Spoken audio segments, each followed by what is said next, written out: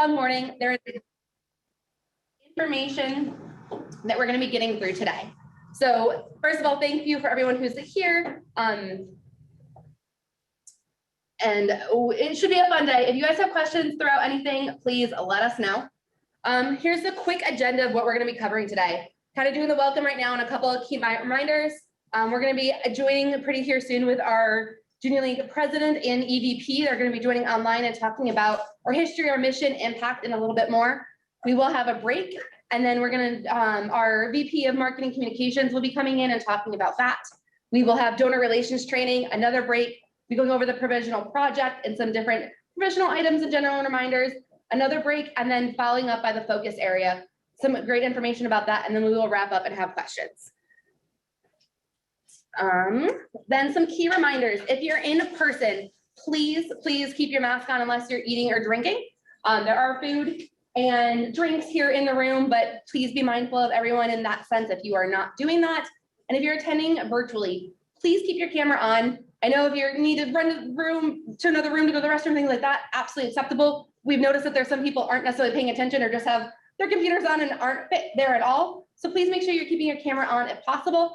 And then make sure you change your name to the name that you sign in with the league with. So that way we can give you guys credit online. Otherwise, I don't know who you are. I know some people have nicknames or different things like that and virtually, and I can't necessarily know who you are in that regard.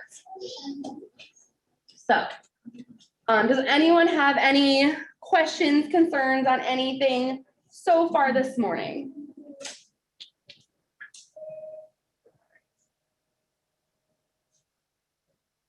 Is that someone there? My advisors just check on the front door, please. Thank you. All right, and then do we have Jenny and Liz in yet? Jenny is in. Yeah. All right. I'm here. I will let you start when you are ready. So actually, let me first introduce them. I know I quickly said this, but I know Jenny is here with us and she is our president. She started her term last year and she is in her second year of her term. She's done amazing things, and especially the craziness of the world that has presented her in the last year. She has been absolutely amazing and doing so many others. And I know Liz will be joining her as our executive vice president, and they work in a great team together. So I will hand it off to you. Thank you so much. I'm so excited to be here virtually with you. It's nice to see a lot of your faces on Zoom and so many in person too. So thanks for coming. I'm Jenny Elster. Like you said, it's my second year of my presidency, and I will be joined by Elizabeth Goldstein in a minute, who is our executive vice president. And we're just both so excited to be able to share a little bit more about JLP with all of you. So next slide. Okay, so I'm going to go into a little bit of our JLP history. So we've been around here in Phoenix for more than 85 years. I believe this is our 87th year that we're starting. And, you know, we've been at the forefront for lasting change here in Phoenix and the surrounding area. So we were officially started October 22nd, 1930. And 5 women incorporated what was then called the Welfare League of Phoenix. So 2 years later, they applied to be a junior league and were accepted. And February, that's a nice typo there, but February 9th, 1935, Junior League of Phoenix was officially born. So that's sort of our anniversary date that we use, that 1935, when we became a junior league. Little fun fact, we had our first rummage sale in 1937. So it has been here a very, very long time, very well known in the Valley. And in 1966, Sandra Day O'Connor was our president. We are very proud of that. It's our claim to fame there. And we also, just a few things that we've had some involvement with or started here in Phoenix. We did help save Camelback Mountain. We helped restore the Rawson House. Has anyone been to the Rawson House? Raise your hand. Anyone? It's a really cool old house in downtown Phoenix next to the Science Center. And when you go on the tour, they'll mention that Junior League of Phoenix helped restore that beautiful house. We also helped restore the Orpheum Theater.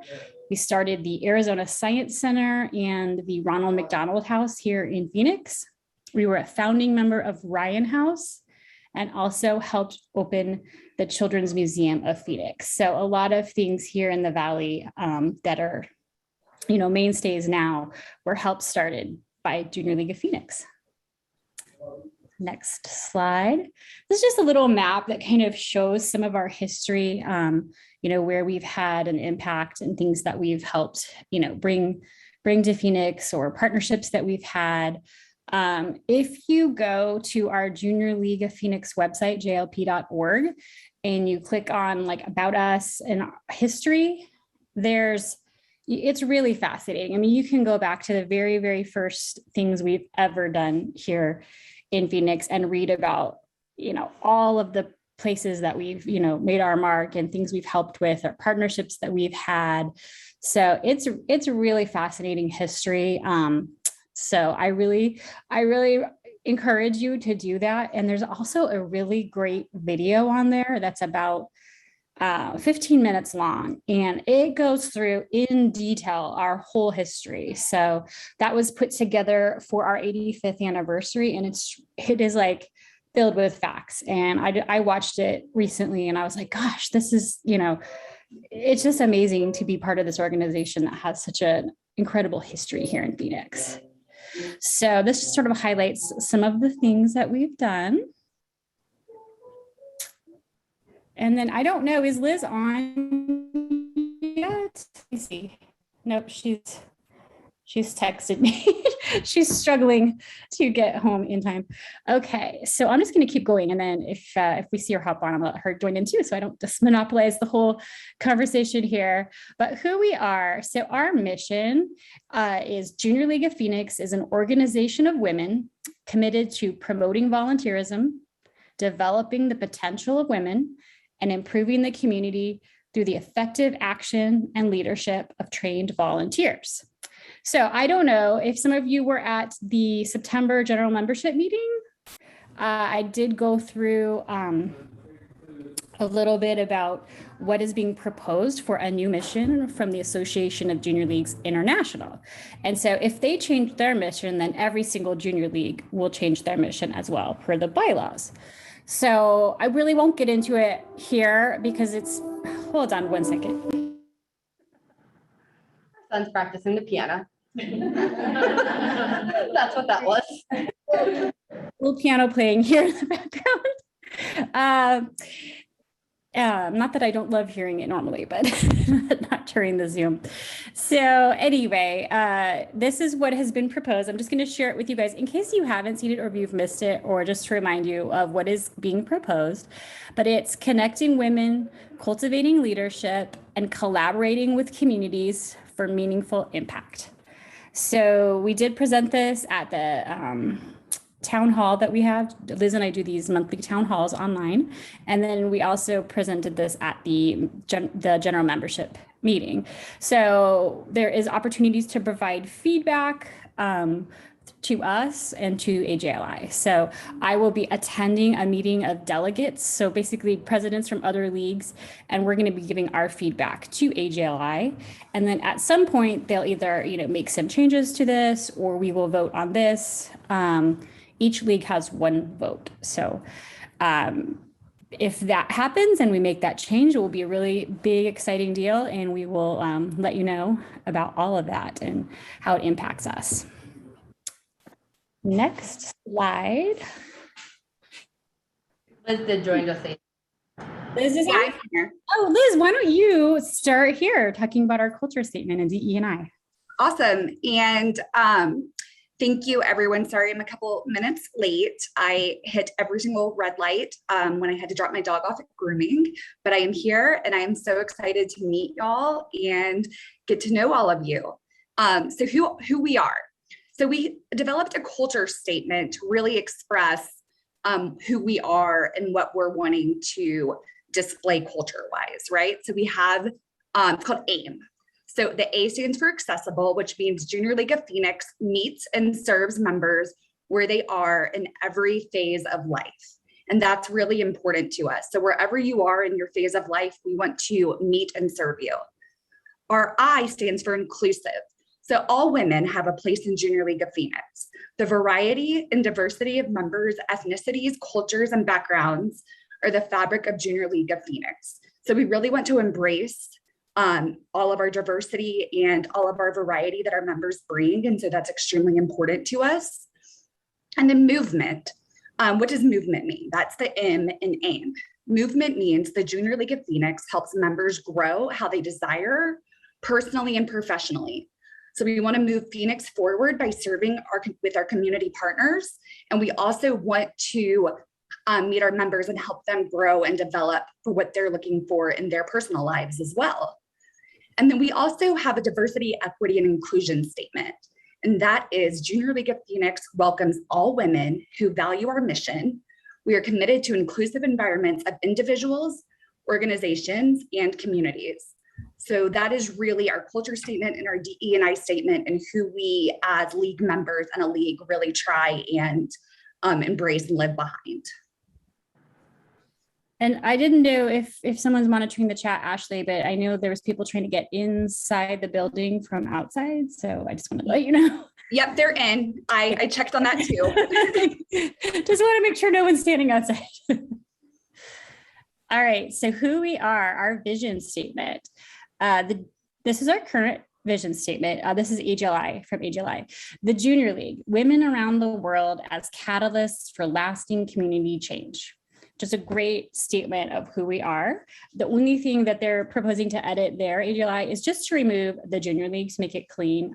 It's on the website. So I think the idea is you're there, you know, it's the Junior League. So we don't need to repeat it in our vision statement.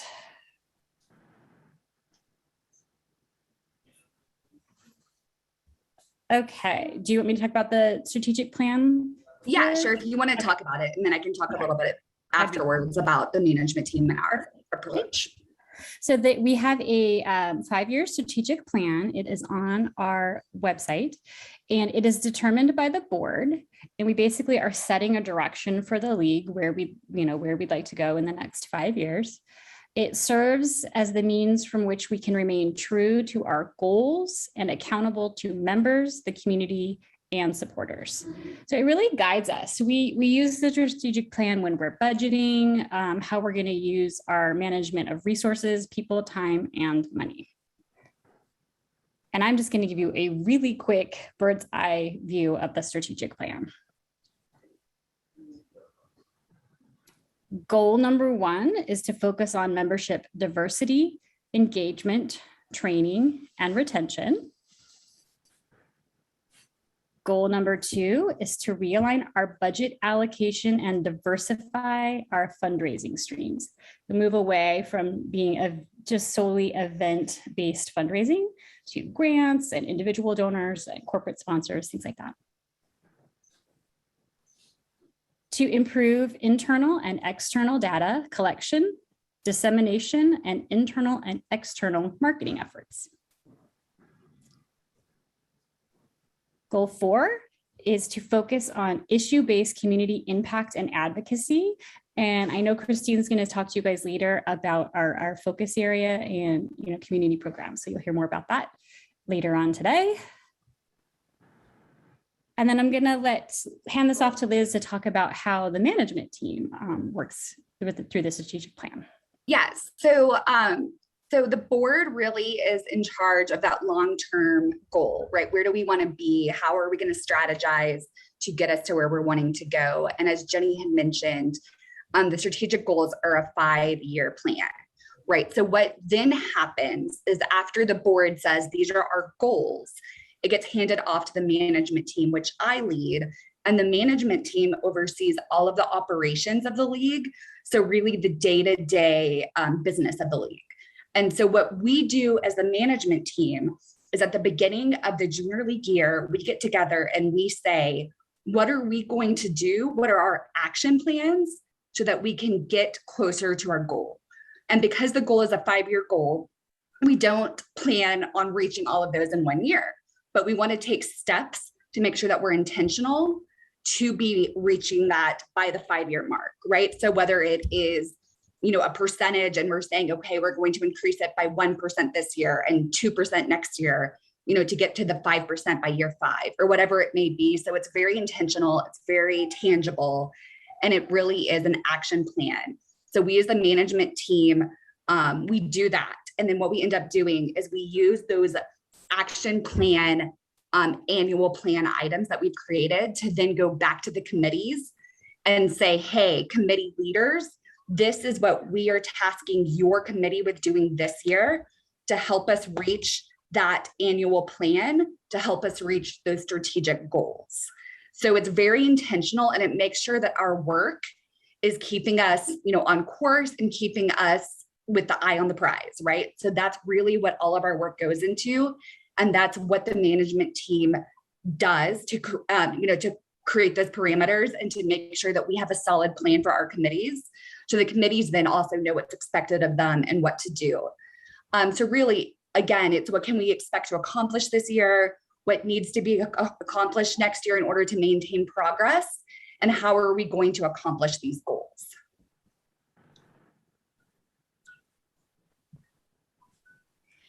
And I just wanted to throw it out there that we do have other opportunities for provisional members to be involved. We have board subcommittees.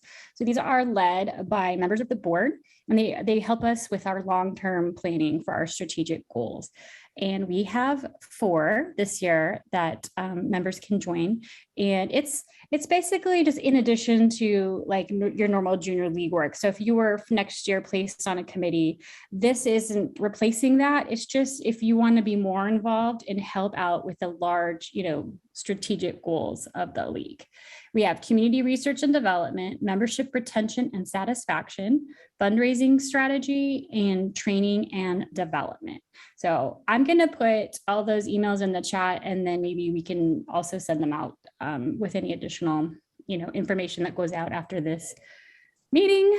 But those are just great opportunities to meet more people in the league and, you know, help with the vision of the league. So I recommend if you have time and you're interested to attend a meeting. Well, and I think to kind of go on that too, right? I know it can be intimidating when you first join the league and you think, oh, I don't know people. I don't know anything about the league.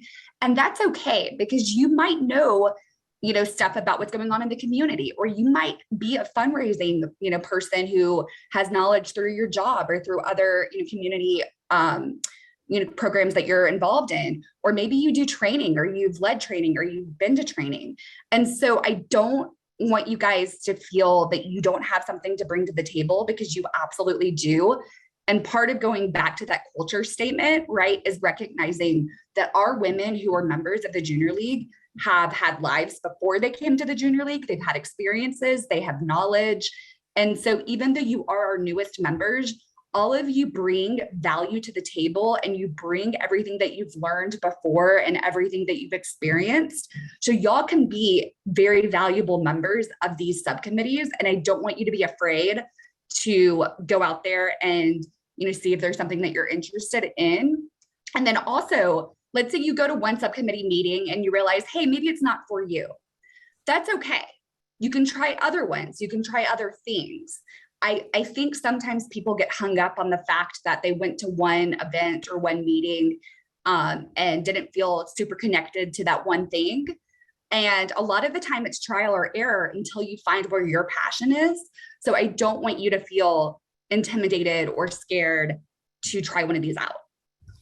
And I'm going to make sure that these are posted on the calendar as well, so that anyone can attend them. And they are all virtual, so they're on Zoom, so that makes it easier for people to access them and attend. So I'm going to reach out to everybody that leads these committees and make sure they're putting those future meeting dates on the JLP calendar on Digital Cheetah. So that will help too.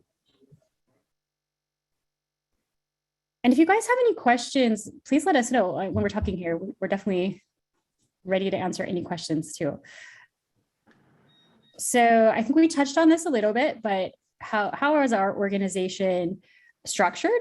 So we have our 2 governing bodies. We have our board of directors, which I lead, and the management team, which Liz leads. So we separated this out several, 7 years ago, maybe at this point.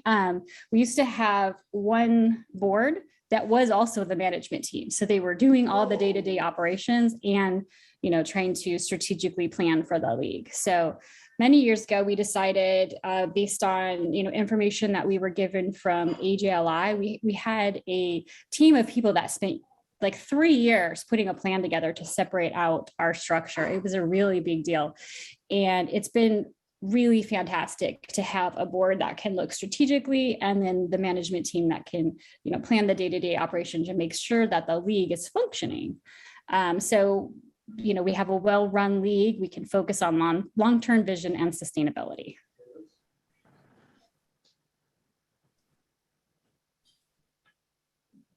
So we do have our board of directors. You can see we do have an offshoot where it's other appointed leadership. So those members attend both the board and the management team meetings. So that would be our bylaws parliamentarian and our nominating chair. So they're not technically on either team, but they assist the leadership team, as a whole. So we have our secretary, our director of finance, we have 4 directors at large. We have Christine, Shannon, Laura, and Blair. And Blair is a sustainer. So we have to have 1 and at most 2 of our directors at large be a sustainer. So that is a newer to our split, that we needed to have a sustaining member as part of the board. We have our executive vice president, and then this year we have a president-elect. So every other year we would have a president-elect, since it's a 2-year term as president. And then Liz, you want to go through the management team? A little bit about what the directors at large do. The directors at large, they sit on the board, they lead subcommittees, they have all the membership duties of a board member, but they also look at our strategic goals. So 2 of them, 1 leads training, 2 lead the membership subcommittee. Christine, who you'll hear from later, leads the community research and development subcommittee. So they're members of the board that, think strategically about the league and help make decisions and vote on policy changes and things like that. And in addition to that, they lead these subcommittees as well. So the whole focus is of governments is the whole organization. So these are what all the board members do. They set the strategic direction, they focus on the future, and we oversee policy. And now Liz can talk about the management team. Yes. So, as I mentioned a little while ago, the management team is responsible for the day-to-day operations of the league. And so as part of that, the vice presidents on my team oversee those committees. And I think of it as pillars, right? Like there's pillars of each of the focus areas, or like the different areas of the league. So you have our administrative vice president, and she really oversees, the logistics behind our GMMs, which are our general member meetings that happen monthly. Compliance, and then program review and data, which is really like measuring our data and our metrics. And then we have a historical committee.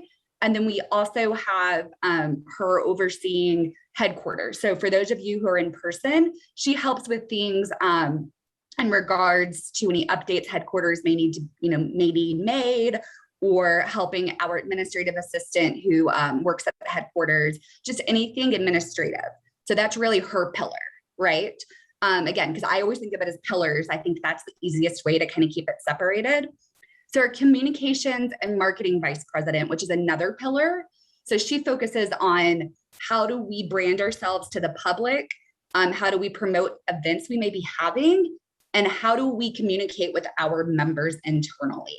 So her committees are really set up to lead those initiatives, both internal and external branding, and helping spread the word about events we may have that are open to the public, like our rummage sale, which you'll hear about later.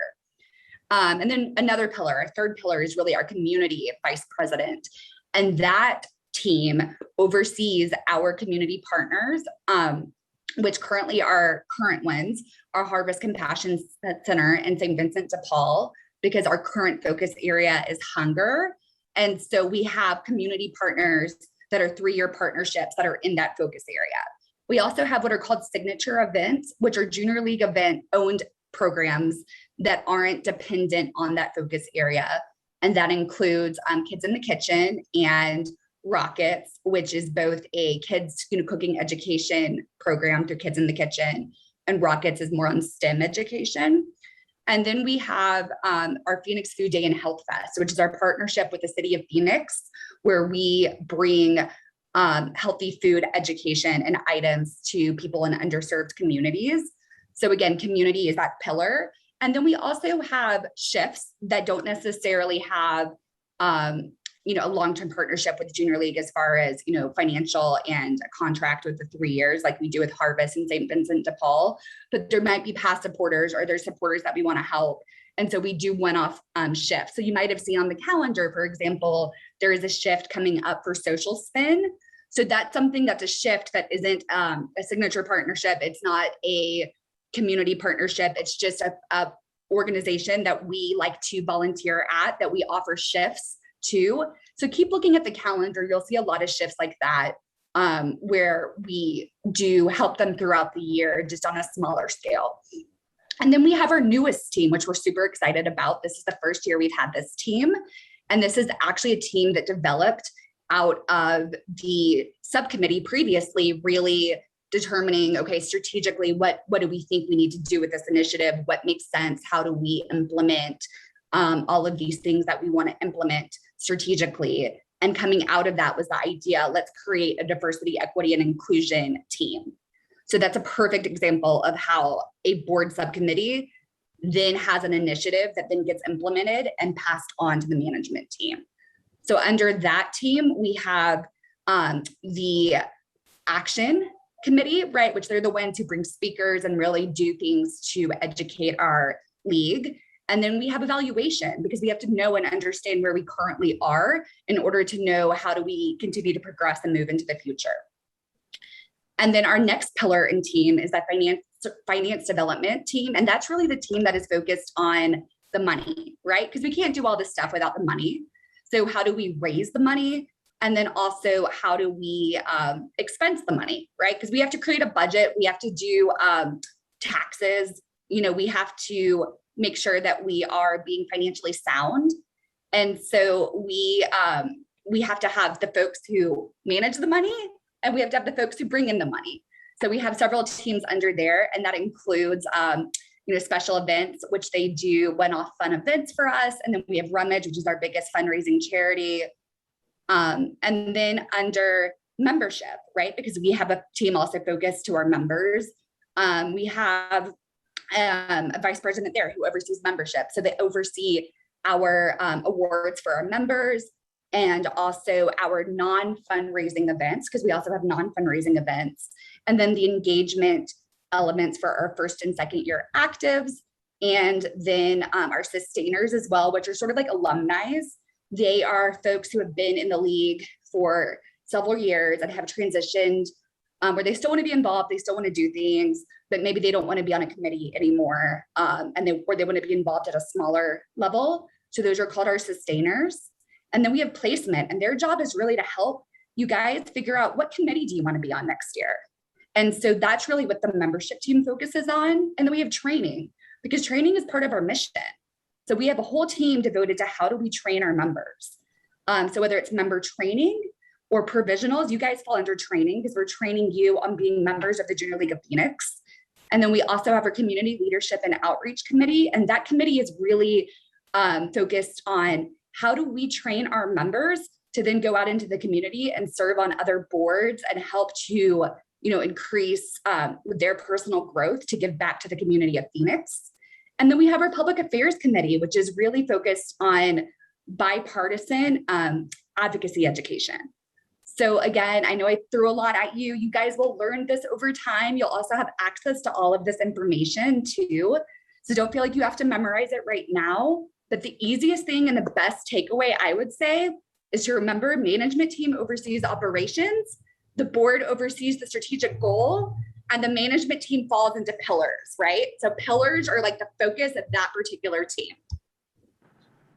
And I reference this document all the time. So it's on Forms and Docs, which is when I know some of you had some digital cheat shaming, but it's like, if you want to reach out to somebody in the league and you need to know, who does what, this is like the source right here.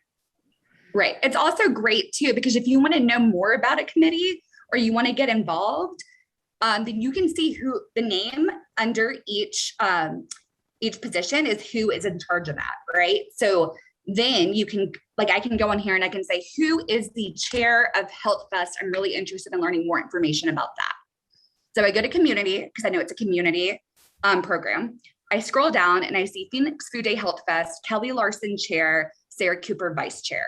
So then I'm able to take those names and then I can go into the member website. I can search their name and then I can get their email address that way. I can also get their phone number too. So then you could proactively reach out to them and say, hey, I want to learn more about this committee. How do I get involved? Yep. And again, I know we threw a lot of info at you, so you guys will learn this over time. Feel free to ask questions, lean on your advisors, reach out to Jenny and me. We're both extremely accessible. We're here to support you guys. We've all been there. So just keep in mind, every single one of us has been a new member at one point, right?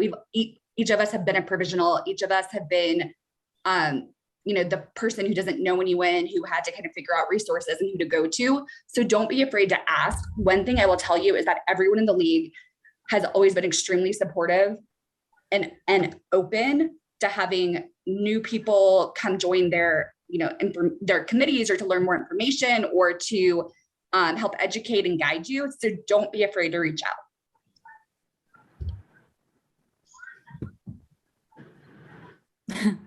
I'm not sure you covered this, Liz. I don't think I did either. Questions. Yeah, and I know we threw a lot at you. So I know it can be overwhelming. So I just want to make sure that, I stress that. But please ask us questions. We're here to support and answer. And we're just so happy to be with y'all and to get to know you. And I look forward to seeing you at future events. And we just appreciate the time to be able to come chat with y'all. Does anyone have any questions? Don't be shy. You can put it in the chat. You can raise your hand, whatever works for you. You can email us. Okay, so the question is Junior League run on the calendar or fiscal year? So we run on a league year. We have our own sort of year, and it starts June 1st and it ends May 31st. So Liz and I will end our term May 31st, and the new leadership will take over June 1st. Yeah, so like Jenny had mentioned, that Kelly Kay is the president-elect. We also have an executive vice president-elect named Ashley Bunch. And so really what she's doing this year is she is serving as elect to help prepare and train for taking over as EVP after I roll off, which will be May 31st. And we did have a question about the historical committee, Liz, asking more about what that is about. Yes. So the historical committee was created a couple years ago. So we celebrated our 85th anniversary recently. And as we were preparing for that, we started to realize that we didn't have a great way of really documenting everything the Junior League has done over the years. And so we created this committee to really figure out, how do we store and access and really showcase all of this cool stuff we have? So for example, Sandra Day O'Connor is a past president. We have photos of Junior League ladies doing awesome things in the communities from decades and decades ago. We have access to all of these sustainers who have historical knowledge on, things that were happening in the league when they were active members. We have, we found during this process when we were preparing for the 85th anniversary, minutes from a board meeting from, the 50s or the 60s. And so as we were compiling all of this info, it was a lot of work because it had to be compiled in order to start promoting our 85th anniversary. So we had decided, why don't we create this committee, and then we can just access these items, right? And we can have these items stored, and we can figure out the best way to utilize a storage space to collect and keep all of this info so that we then in the future can always add to it, but always have this repertoire of like awesome things that Junior League has done. And so that is a committee that is really excited. They're super passionate about, you know, history and data as far as like capturing the photos and the minutes and, you know, all of the artifacts from years past. So if that's something that you're interested in and you want to learn more, I would absolutely encourage you to reach out to that chair and ask her if you can come to a meeting, if you can learn more information about what they do. I think she would be extremely excited to have your help. And then I saw a question about the strategic goals. How are they decided? So the last time we looked at the strategic goals, we had a subcommittee that was a strategic plan subcommittee. And they spent a year in putting together this plan. And then it was voted on by the board at that time. And then when I was president-elect, we spent that year sort of honing in on each goal and sort of coming up with metrics to help define each goal. And then this last year was COVID. And so it was a real tough time for us to really make a big dent on those strategic goals. And maybe even some of them aren't even appropriate anymore. So this year is a good time to just take another look at those goals and see, do they still make sense in a semi-post still happening COVID era? So this year, our president-elect, Kelly Quezon, I always say Kelly Quezonafeth, because her name sort of blends like in my head like that. But Kelly is going to be looking at the strategic goals this year. And that's her big plan for this year is to reevaluate those goals. And then the board would consider, possibly making some changes before the end of this year, and then hand that over to the management team so that they could adjust the annual plan, next year accordingly. If that makes sense. Anyone have other questions? Please don't be shy. I know we're almost out of our time though, right? We are, but we're happy to answer anything else. Yeah. I already answered it, but in terms of like the best way for provisionals to kind of get involved in various subcommittees. Yeah, so the question is the best way for provisionals to get involved with the subcommittees. With the board subcommittees? Yeah. So that would be to email the chairperson so I'm going to send you those emails, Ashley, so you can share them with everybody. So you could email the chair, the person on the board, or the two people sometimes that are heading up that committee. And then also you can just attend a meeting if they're on the calendar as well on Zoom. So, but I would say the best way would be to email them and say, hey, I'm interested in learning more about this subcommittee. And they would love to have you. They want all the help they can get. Notice a few other hands pop up. Who else has questions? Hi, I had a question. So the training, I know a big component of it is training new members of how to get integrated, how to get involved. Is there also training opportunities for members in certain specific areas, or, within the training of like areas where somebody has an expertise and they can share that? I'm gonna let Liz take that one. Yeah. Absolutely. So we have our member training committee, and sorry, there's a child. I'm gonna go inside. Sorry, I was sitting outside. It's by habit because my dog is usually very vocal. So we have a member training committee, and their job is to train our members. And it's not necessarily on Junior League stuff, right? It's on different skills or different, different areas of interest. And so we have what's called in-homes, and those take place in November. And those each have a different topic, and they really lean on members who have an expertise in a specific area to help lead those. So if there is something that you think that you can bring to the league that you would love to host a training on, definitely let them know.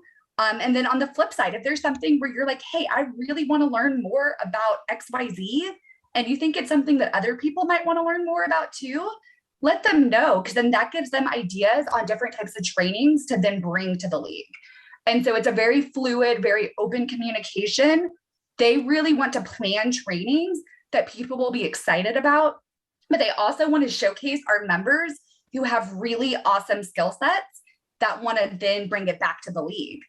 For example, last year they did a whole finance like seminar, and that was run by league members, right? And it was things from how do you plan for retirement to how do you write a will, how do you budget? And so there's all these different skill sets that people want to learn or need to learn that league members who have knowledge in those areas were able to share. And we had a really great comment in the chat about emailing the chairs of on the management team. So she said, don't be afraid. When they were trying to pick committees to attend, she emailed the chairs and asked if they could sit down on meetings. And in bold, she wrote, every single one was welcoming and glad to let me sit in. So members love sharing about what their committees are doing and how you can be involved. And it also helps you when you go into placement, right? Because next year when y'all are active, you're going to have to sit on a committee. So it helps you going into placement kind of narrow down, what am I interested in? What committee really drew me in? Because you might attend a committee meeting and decide, you know what, this is great, but it's not for me. And that's just as helpful as going to a committee meeting and finding out, I love it, this is the spot for me. Because you want to be able to wisely make a decision on where your interest lies when it comes into placement time. So maybe you thought that you were interested in being, on a community committee. You thought, okay, I really love volunteering. I really loved the shift. I want to be on community. But then you attend a meeting and you decide, hey, this was good, but maybe it's not for me. But then you attend a rummage committee meeting, or you attend a training committee meeting and you realize, you know what, this is where I was meant to be. And then the other thing too, that I just want to harp in on is that you're not stuck on that path forever. So if you are on a committee for 1 year and you are then interested in changing teams, remember changing pillars, you can absolutely do that the following year. A lot of our members go from one pillar or team to another, right? And so some people like Jenny, I know you were on community for a long time, but you've also been on a lot of other teams. So there's absolutely no right or wrong way to do your junior league journey. I've only been on the membership team until I was EVP. And so it just kind of depends on, what your interest is and how you want to make that journey. Cool. Well, so I think our time's probably up. Ashley, do you want to, if any other questions come up, do you guys want to let us know and we can get back to anyone? We added 10 minutes to your guys' time just in case. Oh, you did? Oh, cool. Yay. Are there more questions? In that regard. Then we're going right into a break after this. I will have one thing before that, but so we have a little bit of time. Okay, I just didn't want to monopolize the whole thing. All right. What other questions are there? I'm gonna don't be shy. Everyone's shy now. And I will just put a plug out there that Liz and I do our monthly town halls. It's the fourth Thursday of every month. And they're very fun. And we do breakout sessions in each one. So you'll get to meet lots of other members. So I really recommend if you can attend those. They're 1 hour at 7 o'clock at night. And they're very fun, very educational, but casual and fun. So I'm putting a plug out there. The next one is a really important one because we will be talking more in depth about the community, the focus area that we're voting on our focus area this year. So it's a big deal. Yeah. And those town halls they're casual, like Jenny said. So they're informal. People ask questions throughout. They utilize the chat, they unmute, they talk in those breakout rooms. So I just wanted to stress that it's something where I don't want anyone to feel intimidated to come or to think, hey, I'm newer. I don't really know if I can ask this question, or maybe it's a silly question, because that's not the case. There aren't silly questions. It can be, a learning curve to navigate the league. So it is very informal. It's very accessible. And those town halls are definitely something where all types of people in their tenure ask questions.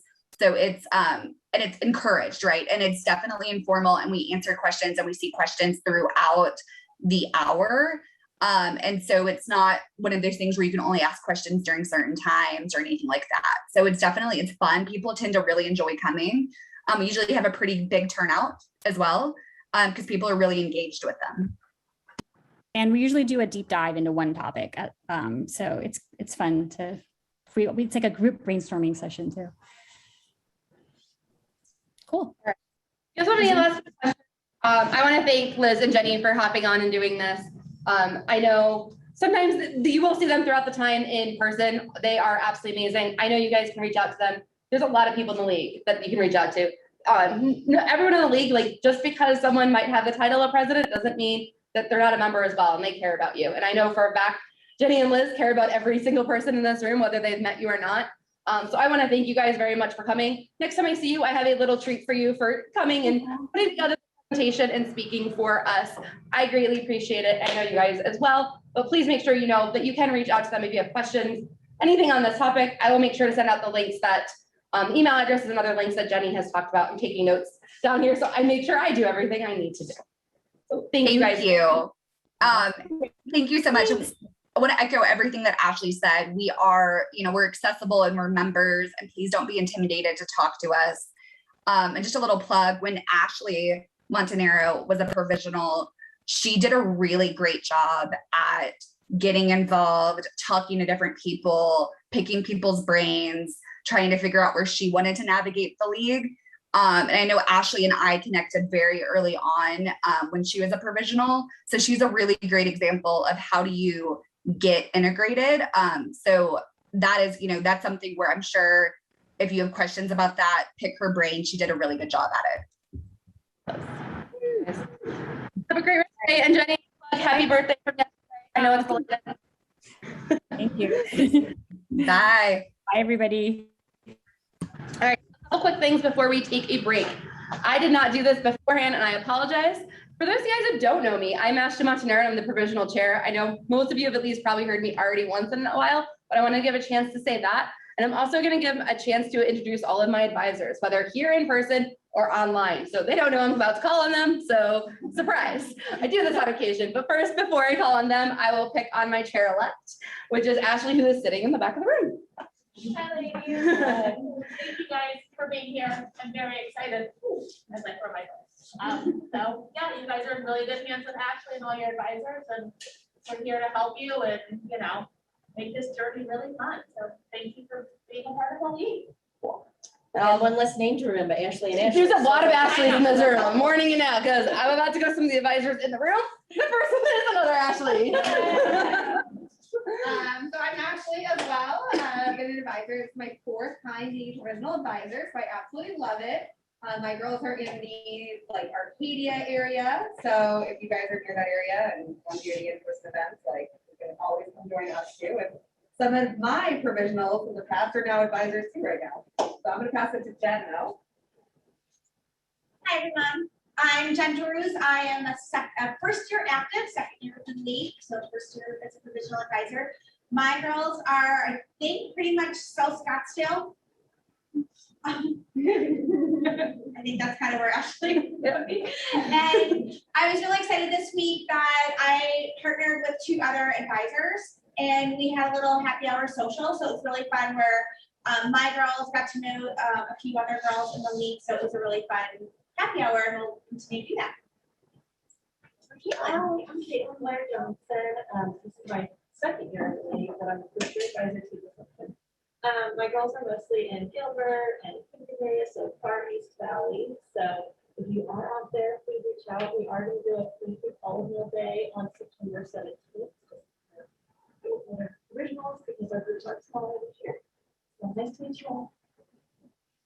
Hi, I'm Sarah Gelman. I am a 3rd year active. This is my 1st year as a provisional advisor. Most of my girls are that Gilbert Mesa area too. So when we team up, we'll most likely be teaming up with Caitlin's team or anybody else that's in Mesa. But yeah. Cool. Then I'm switching to online, so I can't see all of you since my view in that. So I'm just going to ask all you guys to introduce yourself, please.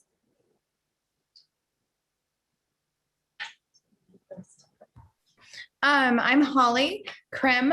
This is my second year as an active, and most of my girls are farther north. I'm pretty far north. I'm just below Cave Creek, but hi. Okay, I'll go. Hi, my name's Marissa. This is my first year active. So last year, ladies, I was exactly where you are, sitting there going, oh my gosh, this is a ton of information. I'm never going to remember it all. But it's not that bad. Everyone is very willing to help you get through it. Most of my girls are North Phoenix area. And if anyone wants to tag team with us for a meetup, we're glad to have you. Thanks for being here, everybody. Everyone, I'm Rebecca Eby. I'm a first year active. So like Marissa, I was also a provisional last year, and I actually split my provisional year between the Junior League of Austin and the Junior League of Phoenix. So that was cool to get to be a part of both. My girls are mostly in North and Central Scottsdale, and we're doing a lot of socials, both in person and virtual. But if you'd like to join, our next one is going to be September 15th. So just let me know. Thanks. Hi, I'm Amanda. I am a first year active, first year advisor, and my women are in Phoenix and Tempe area. And I'm Nicole Garber. I'm a first year active too. And my ladies are in the West Valley, and can't wait to kind of get to know everybody in person for some of the events too. Hi, I'm Kelly Jarris, and also a first year active, lots of us as provisional advisors. My girls are primarily in the south part of the East Valley, so kind of the Chandler, and I'm in Maricopa area. So we're a small group, there's 4 of us, so we would be very excited to join 1 or 2 of the other groups for some events. So I'll be reaching out to all of you in a little bit. I think that's it on the advisor sideline. One of our advisors couldn't make it today. I think that's all of them. Am I missing anybody? I'm trying to remember like count wise. I think that's everybody. All right. So thank you guys for doing that. I know I just put all of my advisors on spot, which I do on occasion, and they know that. We're going to take about a 5-minute break real quick. So if you guys need to quickly get something to eat, go to the restroom, anything like that. And then afterwards, our VP of our marketing communication teams is going to come in and talk. I know she's just signed in online, so I saw her pop in. Amazing. She's in the first of her second 2-year term. She's been on the marketing and branding team for a while now. She stepped up to be the VP this year. So super excited to have her here, and I will hand it off to you. Thank you, Emily. Awesome. Thanks, Ashley. Hey, ladies, it sounds like everyone's really excited to be a part of the Junior League, right? Was listening to you guys all chatting in the background during your break, and it made me really happy. Wished I was there with you all. But as Ashley mentioned, I'm Emily Keim. I'm in my first year of my 2-year term as the Vice President of the Communications and Marketing team. I have been on the marketing team with the Junior League of Phoenix for the past 2 years. And prior to that, I actually did my provisional year at the Junior League of Dallas. I am a transfer to the Junior League of Phoenix. So did my provisional year. This is my 4th year active year. And then I did 1 active year in Dallas, and then I moved to Phoenix. So the rest is history. All right, well, today I'm really excited to talk to you about just general branding and marketing and comms for the league. So a little overview of our teams, right? So we have 3 committees. So we have digital media, we have marketing development, and we have public branding. So a little bit about what each does. So digital media covers everything, as you can imagine, digital, social media, etc. So everything on social, all of our email deployments, as well as our Google Ads. So for marketing development is responsible for creating a lot of the collateral you might see. They'll help with content. They'll also do a lot of graphic creation, which is really, really valuable to us, as well as helping with our year in review and annual report, and a lot of those sponsorship inserts and materials materials that you will see that other committees collaborate closely with them to help develop. And then last but not least, our public branding team is responsible for, of course, branding, merchandising, PR, and everything that has to do with the league's public image.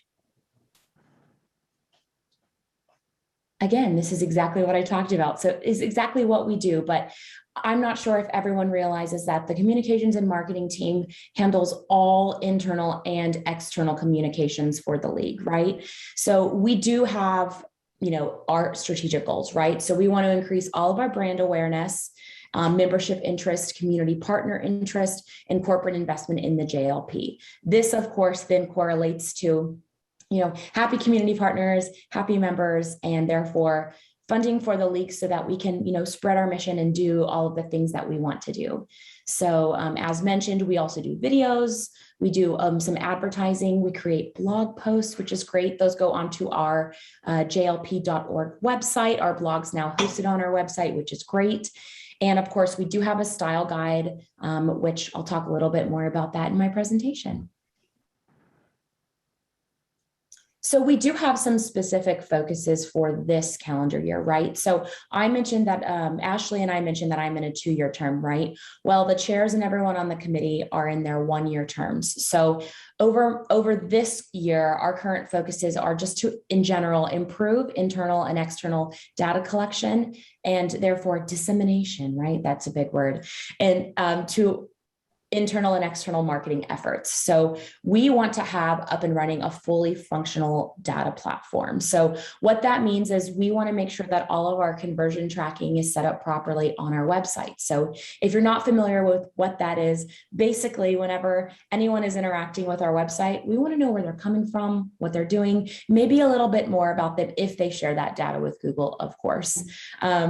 We also are going to be ramping up more of our Google ads. So to promote things like membership and as well as our Rummage event, which we are hosting this year, which is very exciting. Last year, of course, unfortunately, due to the pandemic, we were not able to do it in person like we normally have. So very excited to, be able to do some Google ads for our Rummage sale this year. We just in general also want to increase our social media frequency across all of our platforms. So we have, member-facing social media, namely Facebook, but we also have public-facing social media. So we have a Facebook, of course, there as well. We have Instagram, we have LinkedIn, we have YouTube, and we have Twitter even. We also have a Pinterest, believe it or not, very interesting. So I encourage you all to go, shameless plug here, go and follow all of our Junior League platforms on social media if you are not already, but we are trying to get as much content out there as much as possible. So as I mentioned, we're exploring those additional digital platforms like Google search and display ads. Those are really key to trying to bring us up to 2021, 2022, right?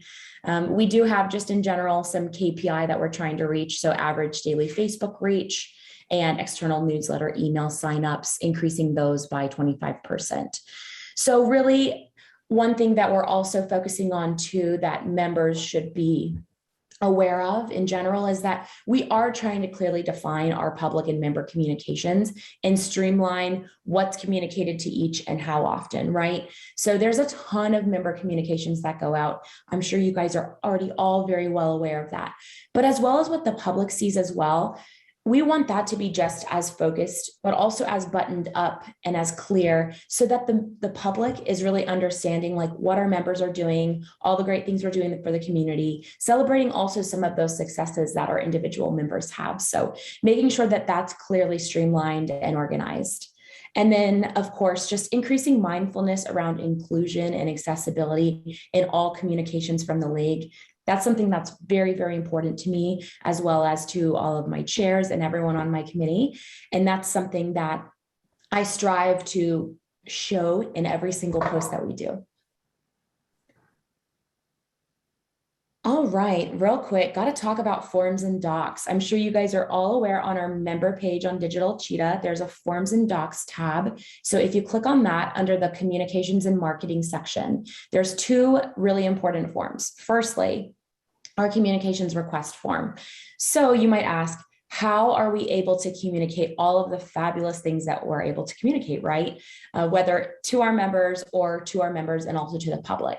It's through this form called the communications request form. It's a form fields form in Forms and Docs on Digital Cheetah that basically gathers all of this information for our team. It has everything such as like, should this be member facing? Should it be public facing? Where ideally would you like this? What platforms? What content are you trying to communicate?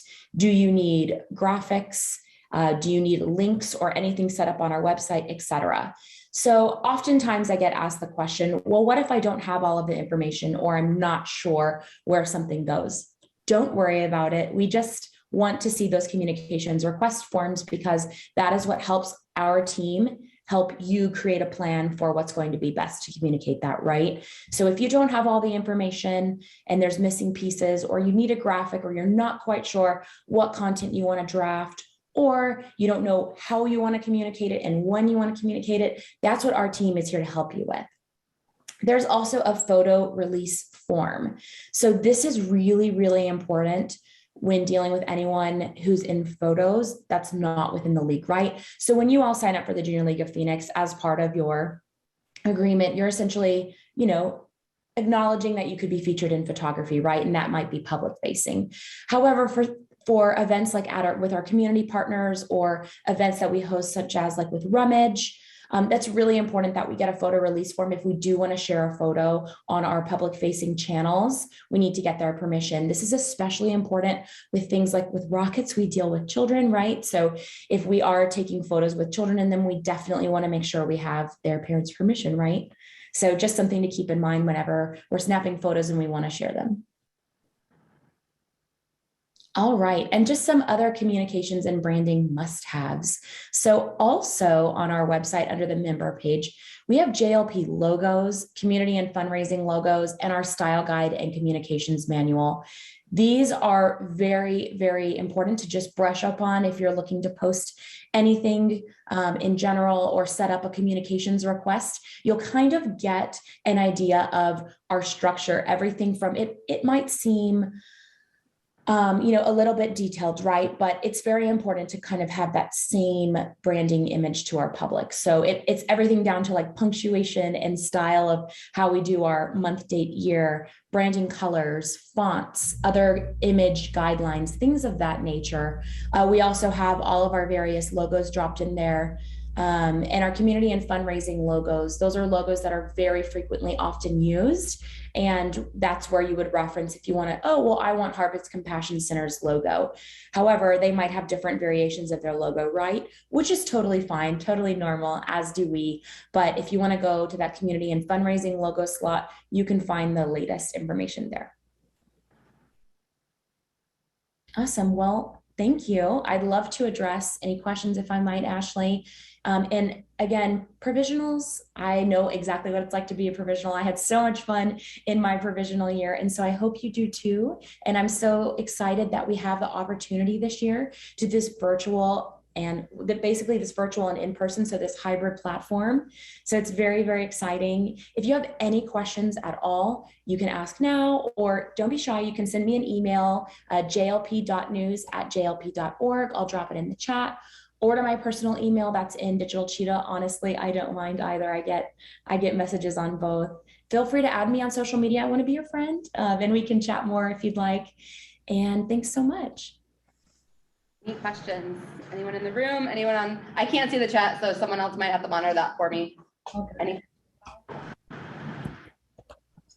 right, cool. And if you're interested in joining, just one more thing, Ashley, if you don't mind, if you're interested in joining the communications and marketing team, whether you have, specific skills or just honestly interest, please think about that during placement. So very, very exciting. My background is really all in digital marketing, right? But that doesn't mean that everyone on my team has a background in marketing, right? So definitely love eagerness and enthusiasm. That to me means more sometimes than the knowledge of actually knowing how to do something, because you can always be taught, right? So thanks, ladies.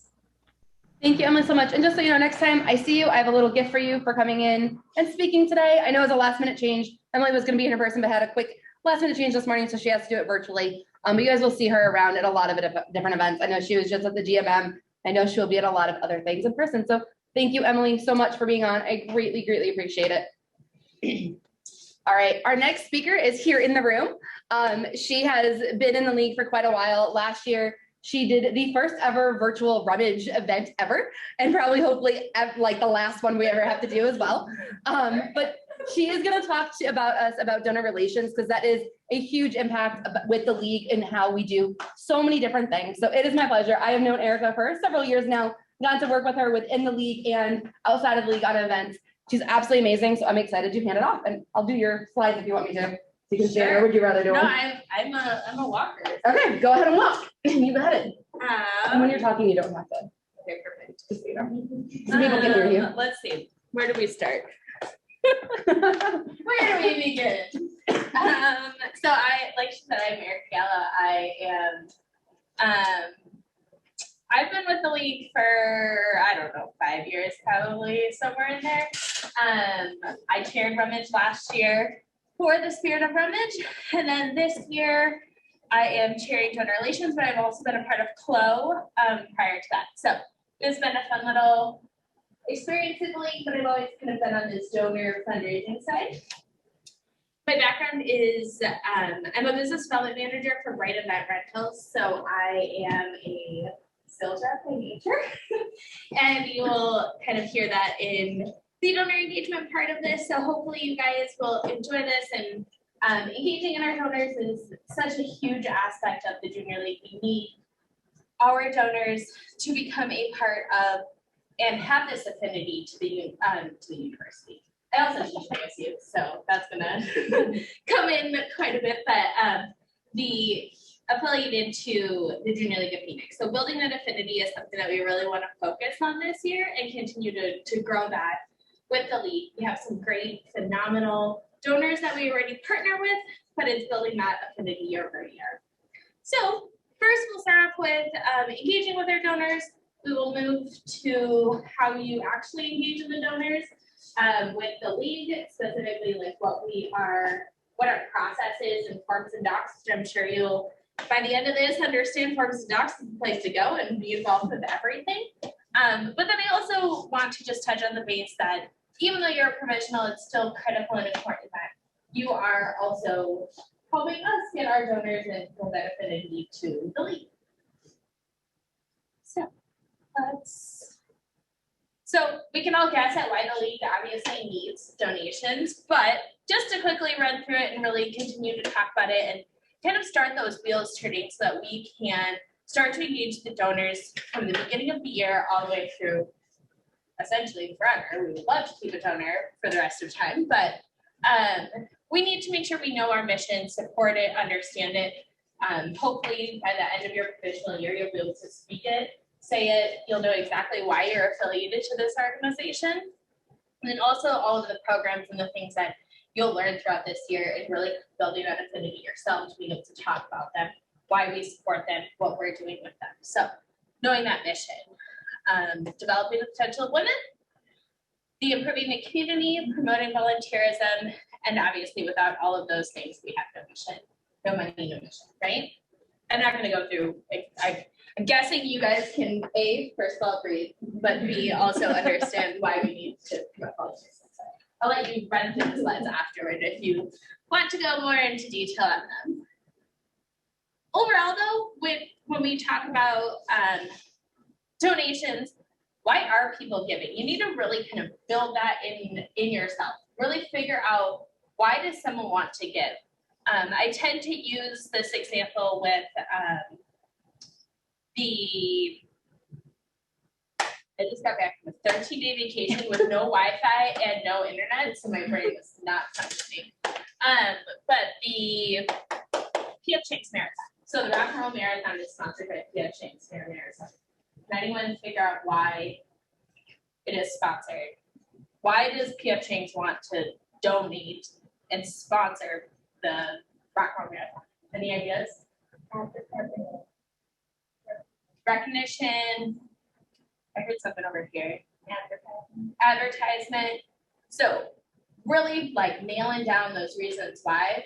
PF Chang's is a Arizona-based company, right? Owners from here. Their owner, huge marathon runner. Built that amazing opportunity for that. It finishes right in Tempe, right on Mill Avenue, right next to a PF Chang's. So finding those relationships and finding that opportunity for us to grab those people who want to support our mission. That's what we want to do. We want to find those companies, women-based companies, people want to support food, people who want to develop the potential of women, follow our mission. So we need to figure out, we need to get down deep into figuring those things out with our donors and not just throwing those asks out there. Yes, throwing mass asks out is definitely one way to do it. It's helpful and we definitely do it. We have systems in place to help us figure out what we're doing with that. But if you can really kind of nail into that reason for giving with that person, they're really going to build that affinity for us. So in that, what are we doing? We're caring about the mission, seeing a clear need, the direct experience or exposure with an organization. With 1,000 women, right? Like that's a huge opportunity for someone to grow. Let's just say every single person gets on and likes 2 Men in a Truck, who is a huge sponsor of ours. We all get on and like one photo of theirs. The photo's gonna start trending immediately. So where are those opportunities for us to really use our organization, our mission to build that opportunity up? Is this something that people are giving as a part of their family tradition? Is your mom, is your grandma, are your daughters, are we all going to be a part of this? Is this going to be a legacy? Can you think back to that opportunity? Simply, people just want to give, right? They want to give back to organizations. They want to do the nonprofit. Honor and memorize, memorialize. They want their recognition. My company, Bright Event Rentals, we definitely sponsor throughout the Junior League, but also major other events in Arizona. And we simply do it because we want our name out there. Well, you have to stand closer to the microphone kind of because they can't hear you online. No worries. Or just talk louder. I'm a loud talker, but I don't think I can talk that loud. So they want the recognition and then returning a favor to a friend. So we all have friends, right? We all have opportunities to ask and help support. Excellent. Few more, they want the tax donation, right? People just want that tax donation and see a tax credit. Oh, you got no cool things. We can skip that. They populate in there. Oh, sorry. No worries. We'll just skip all that. Just kidding. So fundraising and prospects. So typically, if you are not a donor yet, you're a prospect. We're going to call you. We're going to try to gain that relationship with you. We think that's the big thing to think about and what we kind of want to change that mindset. We're not just here to build and get the money. We want to build that relationship, like continue to find opportunities and ways to dig in there and figure out what is that connection and relationship. Because maybe it isn't money. Maybe we need supplies. Maybe it is truly because they're just going to be a huge voice to our marketing opportunity. That's building that different opportunity for us. So our prospects, keep asking. The worst that's going to happen is they're going to say no, right? Shouldn't be afraid to get that rejection. If you're afraid of that rejection, let's talk about it. Let's figure out why that no is going to be a blocker for you. It's fun. It's exciting. It's a huge opportunity for you to get out there and start asking for donations. Choosing to not give is not necessarily your fault in any way, shape, or form. Everyone is going to have some reason why. Maybe they give to a different organization already. It's rarely about you. Keep that in the back of your mind. Prospects are all around you. So 58% of individuals who donate, most of the time, businesses support the local community that they're around. So thinking about that, how many of you guys get your hair done at a hairstylist? How many of you have been a regular at that hairstylist? You've been paying them for years and years and years. Is that somebody that you can build that relationship enough with to say, hey, I've been coming to you for 15 years. Can you donate one? Don't ever ask like that. But in the short version, would you be willing to offer one service? And in return, we can post about you on our social media. And now you have 1,000 new potential customers in the actual area. So those are all opportunities for us. Can read the rest of those. Donate makes everyone feel good. I like that one. So we're going to be the solicitors. That's the verbiage that we'll use. You'll hear that throughout the Junior League. We're the solicitors. This is technically solicitor training. But we really want to be good listeners. We want to be curious. We want to ask those questions. What's your marketing strategy for 2021? What of other events do you support? Where are opportunities for us to build this partnership?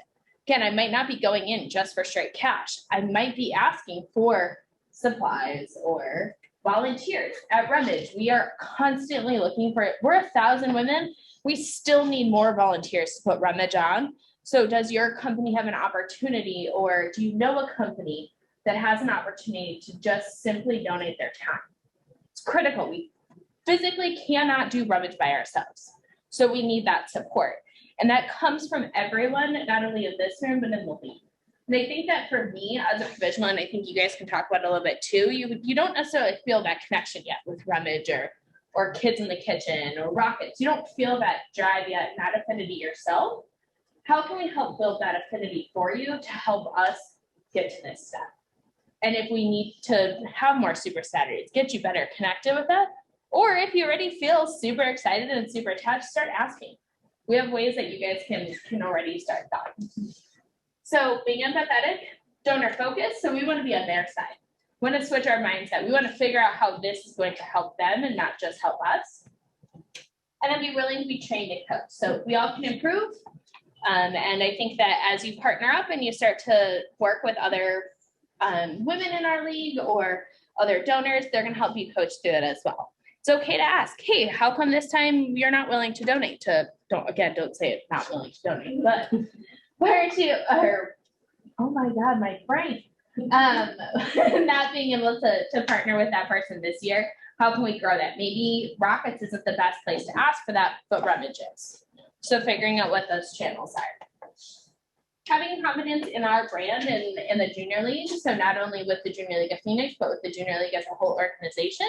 There's definitely companies and opportunities throughout Arizona that doesn't just affect us, it could be a huge opportunity for somebody nationwide.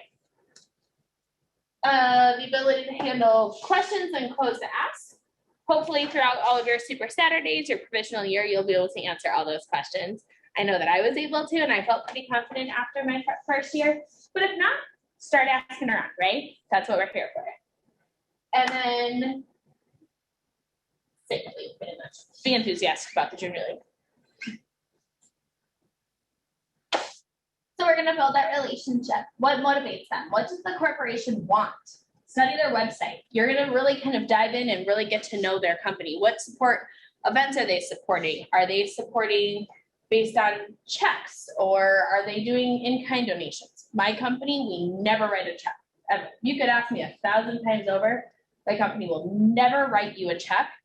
We'll give you product though. So we will give you in-kind donations, we'll never underwrite. So we'll go through what those different things mean, but knowing that about my company, you're gonna come in and ask for rentals right away. If you're asking for straight cash, we don't even look at it, we pass it along. Doesn't even get into our system of sponsorship. So that's what we've decided works for us. What have we done in the past? Just because they mostly use online applications doesn't mean that they don't want to engage. So for example, 4 Peaks. You have to go online, fill out their form, but you physically have to go in and submit it. So who in the league is going to do that for us, right? We need that one person who's going to just stop in and drop by. Ask the questions. What's that opportunity? Who do you normally support, right? We have that opportunity face to face. And we also want to make sure that we're actually responding with that process.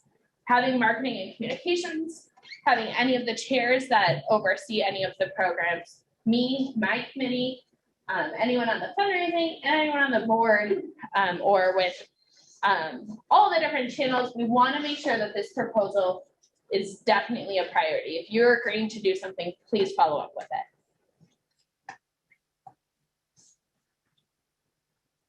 It's funny because I can see her scroll, and then it takes like a couple of seconds for it to actually scroll on the screen. So we want to build our relationship. We want to be flexible. Just because our sponsorship packet says you get one Instagram post, you talk at a GMM, and your name is at Rummage. Maybe that's exactly what's in there, but they want 2 posts and they could care less about the GMM and they could care less about X, Y, and Z, and all they want is 2 social media posts from us. We're gonna work with them on that, right? They're gonna spend $1,000. We're gonna give them 2 social media posts. So working with us and trying to figure out what that ask is and that need is. We definitely have rules in place with our sponsorship packets for intentional reasons. We don't want to give somebody who gives us $5,000 the benefits of a $10,000 sponsorship, but as long as we're not crossing those lines, we're pretty flexible when it comes to what we can do. Be open to dialogue with the funder and be willing to accommodate. Get to the why and understand the why. We've obviously kind of been talking about this pretty consistent, but what does that partner do? Or what does that partnering with the JLP do for them? What's in it for me? And this can easily be that 2-way street.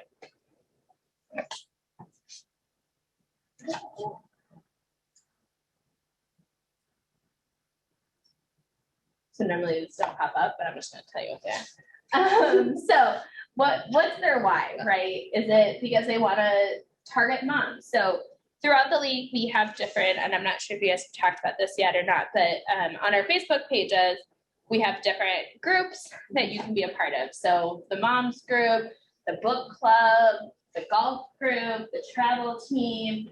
So you can be a part of these different organizations.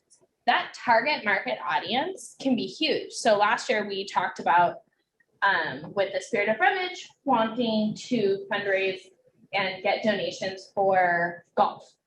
Funded a few golf stays. We were able to then take all of that data that we have collected through those different groups, create some exciting posts to them, and we had almost 10 different golf clubs donate simply on the fact that we told them that we had a women's only golf membership group. Just flying in with the donations because we understood that most golf resorts, they want women at their golf courses. So that is that target market. Do they support a similar mission? Going after those people who truly don't do anything with, it's pretty hard to find an organization that doesn't align with us, but there are definitely some out there. Probably wouldn't go after, I'm gonna say this, but we actually do, we can get a grant from the Thunderbirds, but the Thunderbirds is an all-male organization, right? Probably not gonna go directly to them to say, hey, come support the Junior League, but they give out grants and Rummage can actually apply for it. So working through that. Can we help them get their name out there? So jewelry department at Rummage, can they sponsor, could a sponsor be a jewelry repair shop? We get pretty creative here, right? Like we're definitely having Rummage equipment donated, old sporting stuff played against sports. Is that going to be a good opportunity for us to kind of partner with that? So even just figuring out what these ideas are, that's a helpful aspect that sometimes the committee just doesn't even have time to figure that out because they're trying to produce this event. So can you align yourself with something and take this year as an opportunity to just help brainstorm with that committee with them? So huge opportunity for us there. And then tailor the needs and be creative. 1,000 women we can be a force to be reckoned with.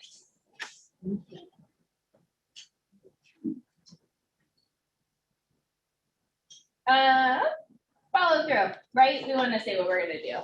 We want to do what we say we want. So making sure that we are doing that type of follow through, whether it's a thank you note, actually posting the posts. So donor relations as a committee can help with that. So we don't just put on solicitor training, we also can be a helpful part of that engagement. So making sure that you're reporting back to either donor relations directly, to Ashley, to a committee that you might possibly align yourself with. Getting onto all of those tracking opportunities so we can make sure that we are doing the best that we can. Essentially, we want to grow these all into corporate sponsorships or a larger sponsorship opportunity year over year. That's all that much.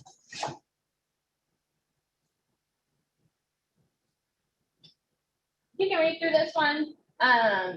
It's pretty self-explanatory, but you can't talk someone into it. They definitely want to do it. So badgering someone isn't going to be that best opportunity.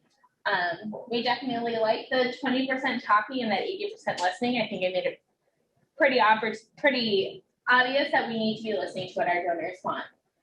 Ask them how they like to support the community. What are their passions? Try to do it face-to-face.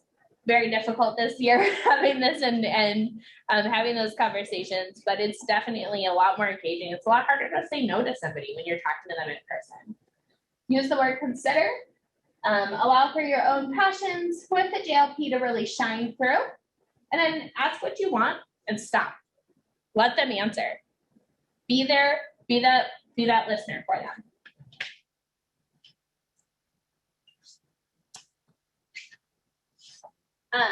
Little activity as well. So our annual rummage sale, we can switch this to anyone, but name me what are those 3 things that you could have underwritten for rummage? The example is up there. Supplies, printing services. We need event rentals, right?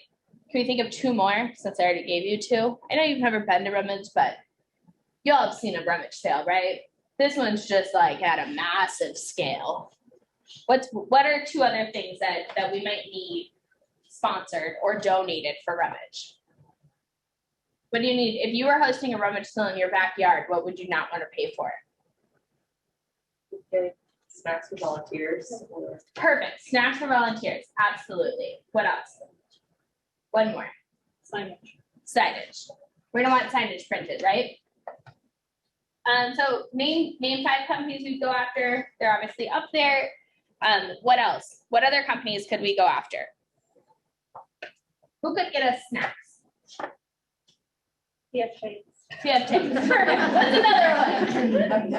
I actually think that Mayway every year does donate to us because we have some relationships at the league already for Mayway PF Chang's. Costco fries. Costco fries, Safeway. I mean, you can make these lists and go on for days and days and days. And helping that brainstorming session is critical. We have not been able to really dive into this as much as we really could. So this is a huge opportunity for the league this year. But one thing I'll know that Rummage is working on is like internet for the fairgrounds, so we don't have to pay for it. As an underwriter. So if you know somebody at CenturyLink, is that an opportunity for us to build that relationship? And if you don't want to be the person to ask, that's fine. You don't need to be that person to ask. Now, if you join some of those committees, you will need to ask. You will need to gain that confidence or have that opportunity. If this is something that really excites you, join those fundraising committees because that is such a huge request and need, and every nonprofit organization is going to tell you this, no matter what you're in. But we definitely want that support and help. But if you're not that person who wants to sit and ask every single day, and you're not a salesperson like me, be this brainstormer. Help with writing the ask email. Do the mail merge for us. There's so many opportunities that every committee needs assistance with this. Digital cheetah. So we did change this just a little bit from year over year. So y'all are new, so you don't really care, but just letting you know, we did change it a little bit. We want to make sure we know where our money goes. So understanding these programs, you'll get a really great dive in this year. But we have Rockets up here at the top, Kids in the Kitchen, and then Health Fest and Phoenix Food Day. All of our other programs that are not listed up here still need help with donor relations. We still are trying to build that affinity to those programs, even if they're not up here. So CLO, for example, we wanted to build a relationship with other organizations that women can be a part of and sit on boards or sit-on committees within those organizations, so Children's Museum of Phoenix. Well, can they be a donor of ours? Last year they donated some season passes to us, but we built that really strong relationship with them, and then a bunch of us sit on their gala committee every year, and then we're a huge supporter and a volunteer for their gala and other events at the museum. So creating that partnership is still considered a donor, right? We're still trying to build that affinity. So it's not just these programs up here, but it's a ton of different things that we're affiliated to. These are the ones you definitely need to know and learn how to talk about them.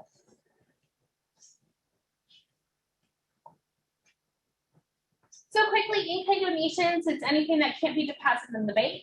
I probably should move these slides up so that you know what I'm talking about from the beginning, so I apologize for that. But those are going to be those gift cards, food, flowers, silent auction items, night stays at places, the golf foursomes, those types of things. They're accepted all year long, and we have a little bit of a different verbiage when we send out the letter for an in-kind donation. And I can show you where to send it on donor or on forms and docs.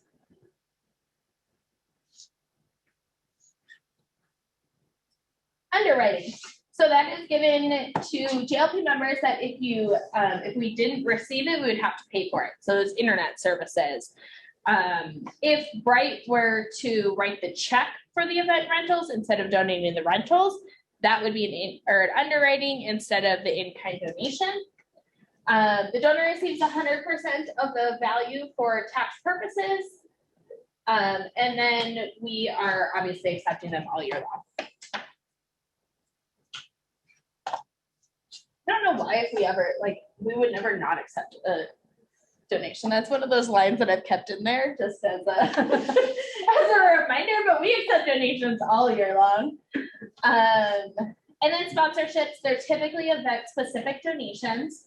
And that is going to essentially give us cash, checks, money.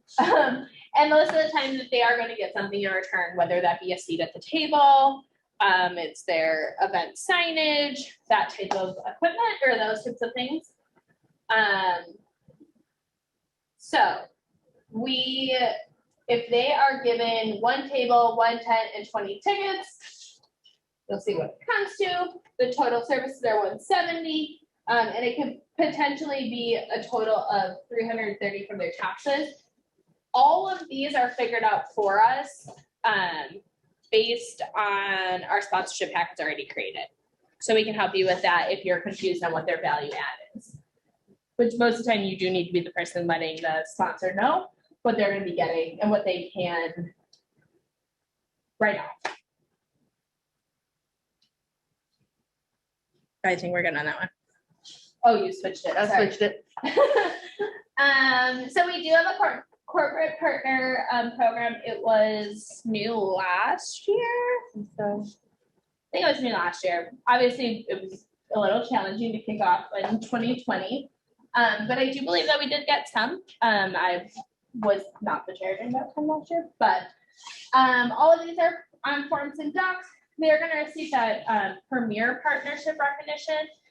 And then all of our events underneath it, their sponsorships are less than the corporate partners.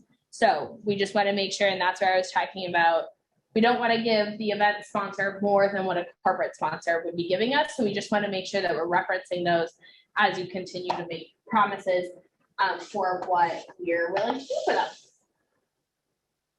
And we can email it out for you.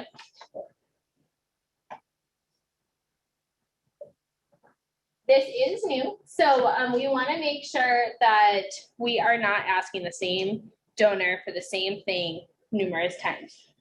Again, 1,000 women, we could all be asking different times. We can have 2 different organizations ask, or 2 different subcommittees asking for the same donation, where we should have had 1 committee ask for just a larger donation, or coming directly from donor relations to ask that. So what we really want to do is making sure that we understand our lead request. So the lead request is really your ideas. Once your ideas have been approved and that no one else in the league has asked for that donation, then we'll give you the go ahead to ask. We are changing this up a little bit, so you are like the only third group of people who've actually heard the new process. So if you hear something otherwise, feel free to ask me, reach out to anyone on donor relations, ask Ashley, ask anyone else. But the process is new. So before you do that ask, you should be adding it to a spreadsheet. Because you guys are not assigned to a specific committee this year, right? I mean, they were up to me, but yeah. Yeah, but like they're not, okay. We were assigned to committees when we were in way back then. Not like that. So if you have them, instead of going directly to the spreadsheet, you're gonna submit a form. And I put that form as a link on there, but you'll still be able to access and view all the other asks out there. And yeah, that's what we got for that one. Really tiny. I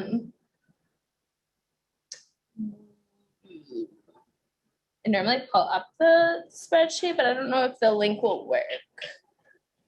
I think those are live. I put it in the PDF. It might still work though. Just try real quick. Or hover over the link. No, I made it a PDF.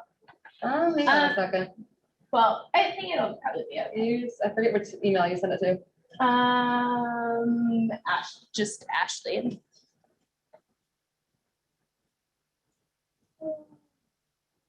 It's okay if you can't find it. We can email it out. I think they can all click on links. Okay. We'll email it out afterwards. Sorry. You got it. It'll be easy. You just click on the link, right?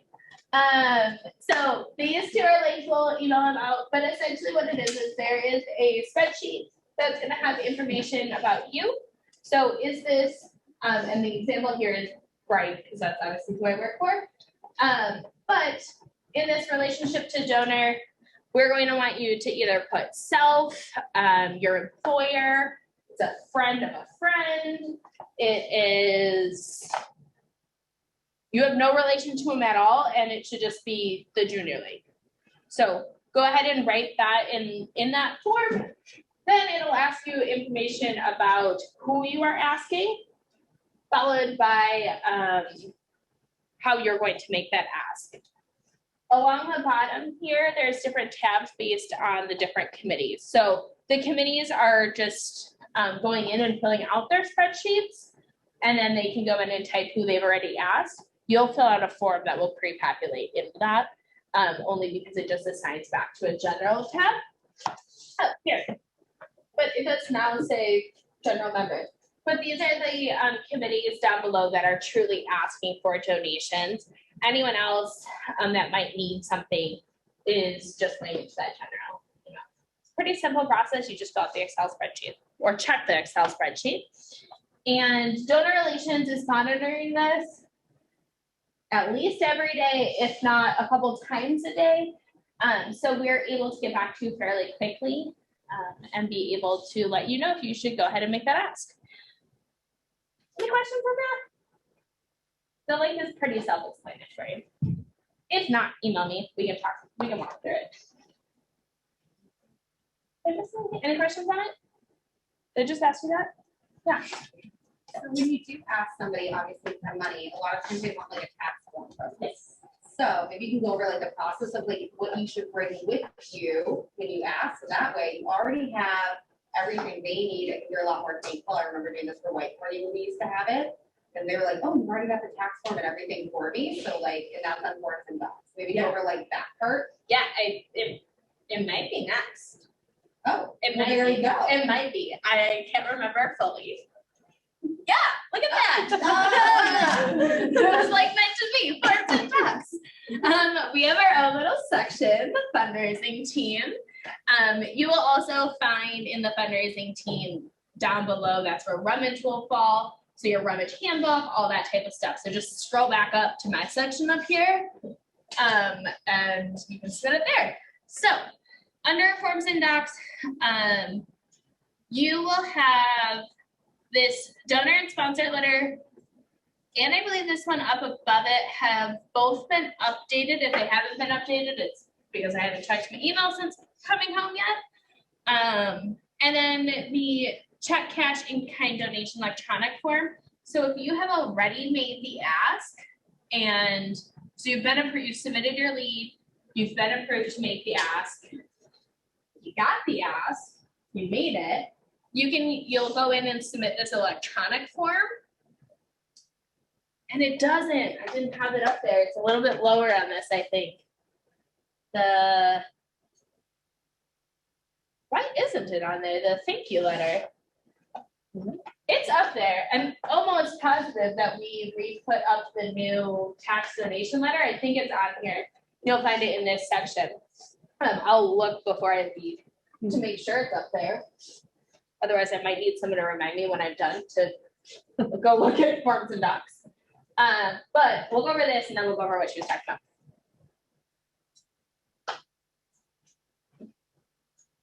So this is the donation form. So once you've received the donation, you will go in and fill out this forms and docs. It prompts me to assign the donor on the backside so that we know that you're the one that got the donation and we also know where it's going to. It'll also allow Sue, who is our admin, to start the entire process for the tax donation letter that comes formally from Jenny, our president. And then it also helps prompt us to add it to all the end of the year programs, start aligning you with the communications team, going through that whole process. This form is the most important form. If you don't remember anything about this, remember forms and docs and the in-kind donation form. I think that's all of it. It's a pretty simple form. We have it in paper or we have it in electronic. Electronic is only visible to Junior League members, so you cannot send that link out to then have someone else fill it out. But if for whatever reason you want someone else to fill out their own donation request form, which I don't recommend doing, like I would probably handle all the paperwork in the back end on your side. But if whatever comes down to it, you can print it and have them submit it. But when we talk about donor engagement, it'd be great if all of this information was already pre-filled out.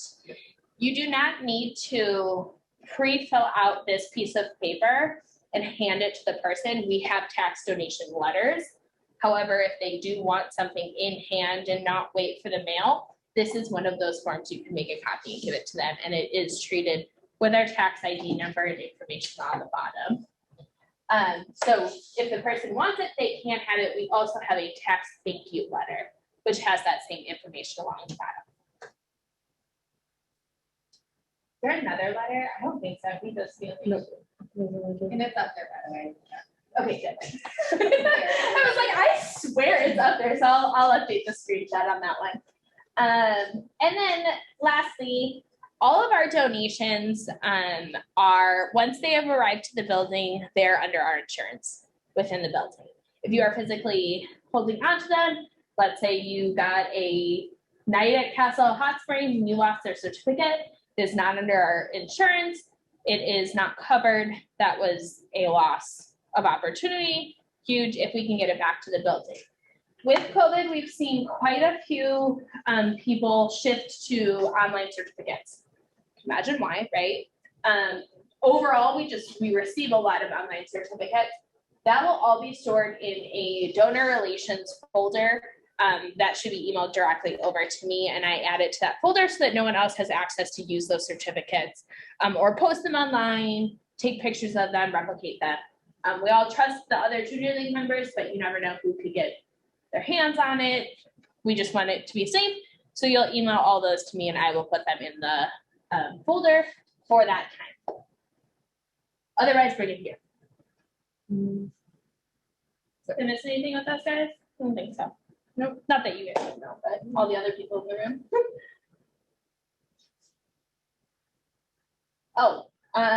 If someone is mailing a check or physically gives you cash, those go in the finance office, which is just straight through this door and off to the right.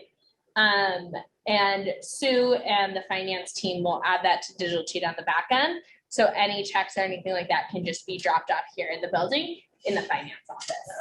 One thing, just as a finance office, very few people have access to that. Yes. It is truly like 5 people in the entire league that have access to that. So don't be afraid, like, why can't I get in? Because truly it's Sue, Tammy, and I think the treasurer and treasurer-elect that are allowed in there. So just be aware of that. So we really want to make sure Digital Cheetah is updated, has the most accurate information. It gives us that information to then share with chairs. As we mentioned before, chairs do turnover yearly. So being able to have that information kind of fall, we definitely need that built in Digital Cheetah. So all of this information does do a data dump in there so we can assign those to everybody. So pretty critical aspect. Fundraising is like my favorite thing on the planet. So if anyone wants to be involved in fundraising, please let me know. It feels really good. What else? Some questions? What's your overarching fundraising goal? That is normally the fundraising VPs. And I could not tell you what the fundraising VPs goals are this year. I know I should know them. I can probably find them. But I don't remember what they are. I'm sorry. I know where to find the answer. So I can tell you for some of that as well, each individual event has its own fundraising goal. And then we also have like, so Rummage has their own fundraising goal. Special events has different goals for each of their individual events that they have. Donor relations will kind of have their own goal of like, what are we trying to do in that regards? So each individual event in that regards has its own. And then we also have, this is the second year we have her name is Nancy Grace, I believe, who's a consultant for us to try to like learn grants, do those kinds of things. And she also has a specific goal to help us raise not only this year, but continue moving forward so we can have those types of things as well. It's actually part of our strategic plan. So I know we didn't go in depth earlier on the strategic plan. It is on forms and docs. So you can actually see like what are the details of every single one of those sections. And one of them lists out saying, all right, we're fundraising this much. And then it also says, all right, then we're spending that much money, this much specifically. I think it's 15% of all of our funds have to go to training events. It's so much of our marketing, like it's certain percentages of everything. My committee doesn't actually do the fundraising. Well, I do it because we love it. Our committee is not tasked with that. Our committee is tasked with the donor relations aspect of that. It's something that we've been working with the fundraising vice president on because we want to build that affinity and have those donors' relationships live within donor relations.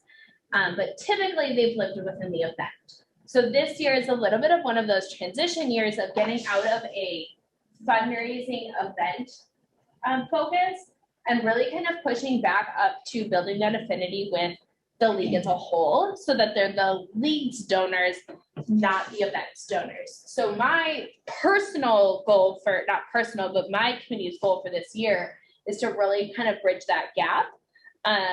We have had a few shifts in our programs over the last couple of years as well, where we phased out old programs and brought new programs in to kind of stay up with the times and really ensure we're doing the right thing. So that as one of the things that we're just simply trying to do is create this cross collaboration, which is already super exciting. And just creating as simple as a little Excel spreadsheet creates that because not everyone has full access to Digital Cheetah, which can be a crutch in and of itself, but we're going to try to break those crutches this year and build that affinity to fundraising. That's what I got. I've also only been in this role for like 2 months, so really trying to figure out where those gaps are. I think it's a really cool and fun opportunity year over year. What else? What other questions we got? A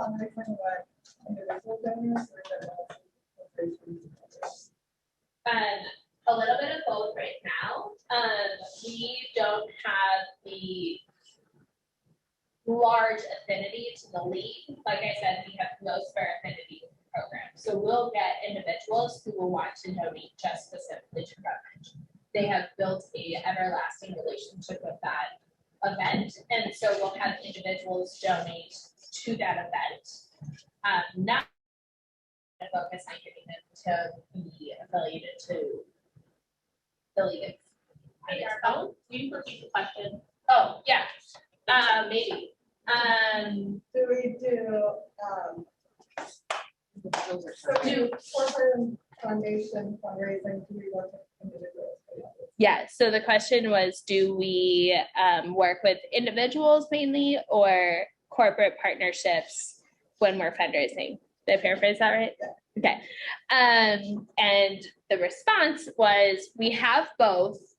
We're a little bit stronger in the individual, working towards building more affinity within the corporate partnerships and building that corporate sponsorship entity, really building that up. But like I said, we just launched that last year. So not a great year to do any sort of launching, but we have also, for a lot of our silent auctions, some of those functional fundraising aspects, we have built a pretty strong affinity with some of those. Now we're really focusing on that bigger affinity.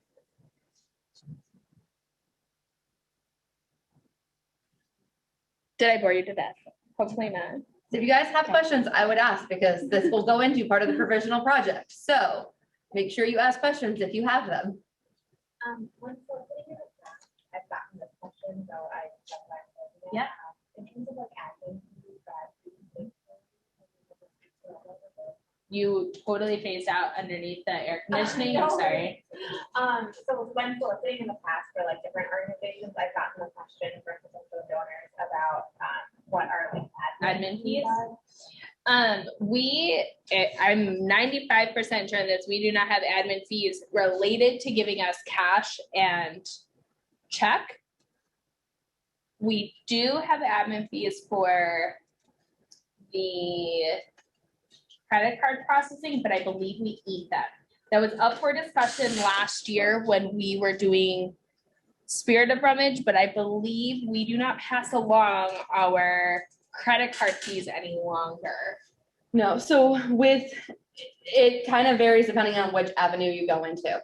So when, for example, like we bought food and drinks for everyone today. So when that happens, like the league itself will eat the 50 cents it's gonna take to reimburse me for doing those foods. We have an admin account that specifically we have that has interest on it that covers a lot of our admins, like this building, things along that nature. So none of our in-kind donations, any of our money that are coming in that way are like funding this building or doing those things. We also have 2 employees, and they're not even technically, I don't even think full-time employees, they're part-time employees. That comes from our admin investment account that we have. So any of our actual money donations are not going to any of those kinds of things. So any type of funds to a specific event, it might be very nominal, but it's not like large percentages. It's not even enough for us to calculate in that regards. A lot of it is coming directly from, any of that kind of stuff would come from like our member dues or our admin account that we already have.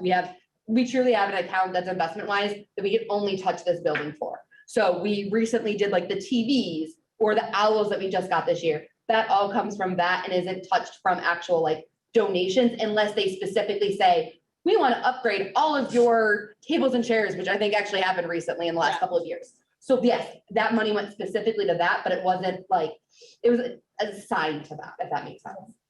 Yeah, and I don't think I can't think of any of our other donations that would have the fee associated to it, so. Yeah, but I want to look at like a $25,000 donate, like I want to say above a certain dollar amount if it came in as a credit card. But I'll look into that and report back to you on it.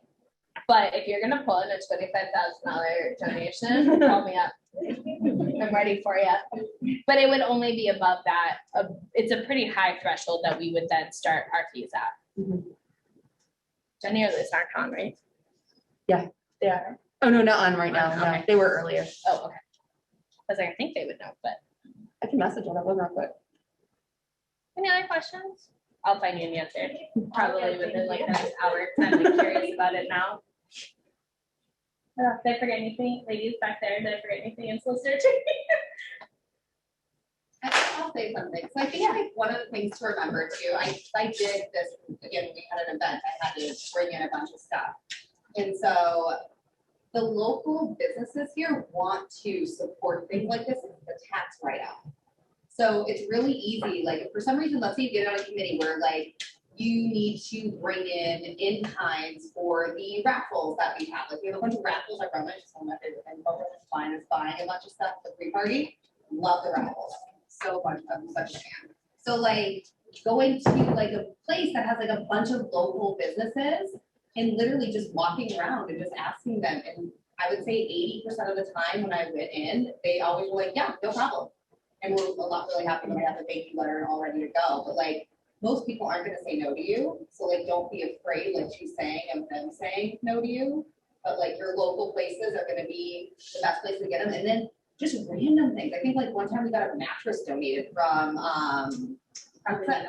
yeah, Tucked and Needle. They like randomly donate mattresses. You just go online and fill out a form and they're like, yep, done. And it's like We're an Arizona-based company, so yeah, they want to support us. so it's just like, yeah, so don't be afraid, like she's saying, and like if you end up on it, don't be afraid to get on a committee that does require you to get donors, because a lot of them are gonna say yes to you anyways. To me, that it feels the most impactful for me.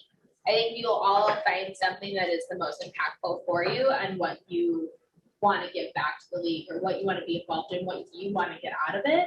For me, when I donate something, that is such a huge, I know that I'm taking an expense off that we don't need to incur, or we don't even need, we can utilize it to promote a new partnership and getting the word out there about the league and being able to talk about it. So I think for me, that's one of the reasons why I've always been on the fundraising side of things. My short stint in training, but it definitely, to me, that's what makes me feel close to the league. And then if you're confused at what groups and things people might need that you could be a part of, we will hopefully throughout the year be able to build a list that will be on that same spreadsheet for what items committees are looking for. So if you want to get involved this year and are able to help, that hopefully we'll be able to build that list here in the next couple of weeks. And that you guys can, or you ladies can start jumping in on supporting our programs. I need to go on my 13-day vacation first though. Can imagine that the event industry was not easy last year. So that's what I got. Any other questions? I'm walking away. Erica will be leaving us. Now granted, I can always get a hold of her, but any other questions for Erica about anything donor relations wise, how we ask for money, anything like that league wise? All right. Well, thank you very much, Erica. I actually have a little present for you. You're the first one in person that I actually get to give to you. Yay! What do we got? A little thank you. It's nothing crazy. It's just a thank you for coming in, and thank you. Erica truly got in last night and was working with me until I don't even know what time, so I could get slides for her and figure all this stuff out. So We were supposed to go to Ireland and passports didn't come in time. Well, my passport's here, but fiance lazy. And we ended up going to Moab for like 10 days. Didn't expect to be off grid for 10 days, but we were, and it was great. It was awesome. all right, so no, absolutely. Thank you for coming in. So what we are gonna do next is we are gonna break out online. You guys are gonna go into some breakout rooms, and in person, we're gonna break out as well, just so you guys can get to know each other a little bit more. I know you had a break and you kind of got to do that already. This way you can kind of learn a little bit more about each other. So this is what I'm gonna challenge you to do. Obviously, state your name, tell you like who you are, where about, and the value you are. If you're in person, something that you have randomly that's on you normally. So either pulling it out of your purse or talking about it. If you didn't bring anything with you, a picture on your phone, something along that. If you're at home, grab something real quick that's just random, something unique about yourself. I can grab mine out of my purse right now, but I actually carry this little tiny turtle with me wherever I go.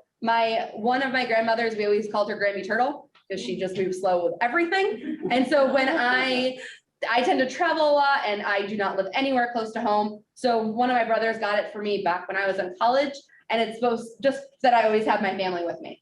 So that is my little unique thing. I have a couple of random ones like that, but want to get together. So if you guys want to pair off in room, maybe groups of 4 or 5. And then I know Ashley is going to set out breakout rooms, and we are going to spend, say, the next 20, 25 minutes doing that so you guys can actually have some time getting to know some people. All right, so now you guys get to listen to me for a little bit and talk about a lot of different stuff. If you guys have questions, please stop me, ask me. If anyone's in the chat asking questions, I know Ashley, you're online, or people can speak up by all means. So we're gonna go over a lot of the information about the provisional project and just some other general updates about a couple things in the league that you've probably heard today. And then also just some other, just random, just tidbits throughout the year, upcoming things to make sure you are successful this year as well. So the provisional project, there's reasons why you guys are learning the things you are today and what order that we're going in. Provisional project, we're gonna kind of go over what it is, why it is, and how you're gonna be doing this. So really the what is so you guys can learn skills. What you guys have learned, and I know we talked about this in making the most of the provisional year. I know some of you guys haven't seen it yet, but your really committee this year that you're on is being a provisional. So next year, when you're an active, you'll be on a specific committee, but this really is your committee placement, and your job is to learn about the league. Well, the provisional project is meant to help you develop new skills, grow your knowledge both about something that's maybe outside of your comfort zone or honing on skills that you already may know. It's getting to know more about your community. I guarantee you, in any position that you have in the league, you will learn more about the community in one way, shape, or form. Whether it's marketing to the community, whether it's learning new restaurants that you're going to because you're planning social events, whether it's about a community partner. No matter what it is, you're going to be learning more about the community. So it's also building your network. Today, we just had a breakout, whether in the room or whether you're online. You're learning and meeting new people, learning more about each other. The advisors are getting to know each other. They actually get to be in person this year. Last year, we didn't get to do that. So you are building your network, whether it's a friend network, whether it's you're learning something about someone's business and you're able to utilize those skills in the future, depending on what it is, that's where you're going to be going with that. You're also going to be able to improve your resume. Every single position you have in this league, you will be able to build your resume on. You are learning skills. So whether you're a committee member and you're learning how to plan a volunteer action event where you're going to social spin, it's networking and coordinating with those people, how to set different people up in different ways, making sure you're getting info forms back. All of those are relatable skills that you can put on a resume. Our advisors are definitely skills that they're able to do and put on a resume. Everything that I do in my position, Ashley's position, everyone you've heard from today, every single position that you have in the league, you're going to be able to put on your resume in some way, shape, or form. So it's really important to say, all right, I can do these things. How do I actually make that work? And then it's trying something different within the league, in your career here, whether you stay here for 5 years or 20 years, because there are some women that are still active that have been in the league for 30 plus years. One thing that you're going to learn is that you can either hone on skills that you already know, or you can try something new. Great example, Emily, who was here earlier, her job is in marketing. She actually works at an ad agency, and she's able to use those skills and really make an impact in the league by being the VP of Marketing Communications. So she's been on committees themselves doing it, and now she's the VP. So she's honing skills that she already has, but she's also teaching others that may not have those skills more about them. That's huge. Well, so again, honing those skills. Now, someone that may not have any type of skills in a certain area that wants to learn about them, you have an ability to do this in a very safe space through volunteering. No one's gonna yell at you for messing something up in the league. Now, yes, if you are the EVP and you really screw something up, you might say you're held accountable for it, but it's a safe space where it's you're not gonna get fired. It's gonna say, hey, how can I take this and learn from it? What can I do in those regards? So those are some of the skills that you're gonna be learning throughout doing a project. Now, what skills are you gonna be developing? Possibly budgeting, leadership skills, learning how to plan events, time management. As all of you are aware, I'm sure just having a life in general is about time management. Hey, I have a job, I have a family, I have kids, I have Junior League, I have Toastmasters, I'm involved with other organizations. Whatever that might be, it is really important to manage your time. So that way you have your own free time to relax and you're not always stressed. Maybe you love to be so far on the time management skill where you have every minute of every day planned, but that's what you love and enjoy. And that's okay, but all of us are different in that regards. It's problem solving. I guarantee you, some of you that were here early saw me running around like crazy because I couldn't get the computer to go up on this screen. And it took, I don't know, Ashley, I was up here for a half hour, freaking out, wanting to pull out my hair. You're gonna constantly have problems that you have to work through. And those are skills, again, whether you're volunteering, whether it's in your personal life or in the work life, that you're going to be able to use those skills for. Sales. Sales, whether you're actually selling something or not. You know, every single one of you that are in this room today as a provisional, you went through an info session. That recruitment team was selling the junior league to you, of saying, this is why you should join us. So not necessarily selling you something where you have to buy and it's a tangible good, but you are selling yourselves and or the league in different ways. And then building on teamwork. Every single event that the league does in some way, shape, or form has teamwork involved with it. And it's either directly or indirectly. So that's kind of what this is all going involved with.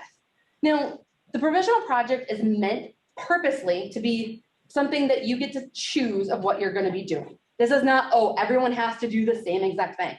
You're able to do it as an individual or as your provisional group, or if you want to mix up between different provisional groups, you're able to do that too. So it's not something where, oh, everyone's doing the same exact thing.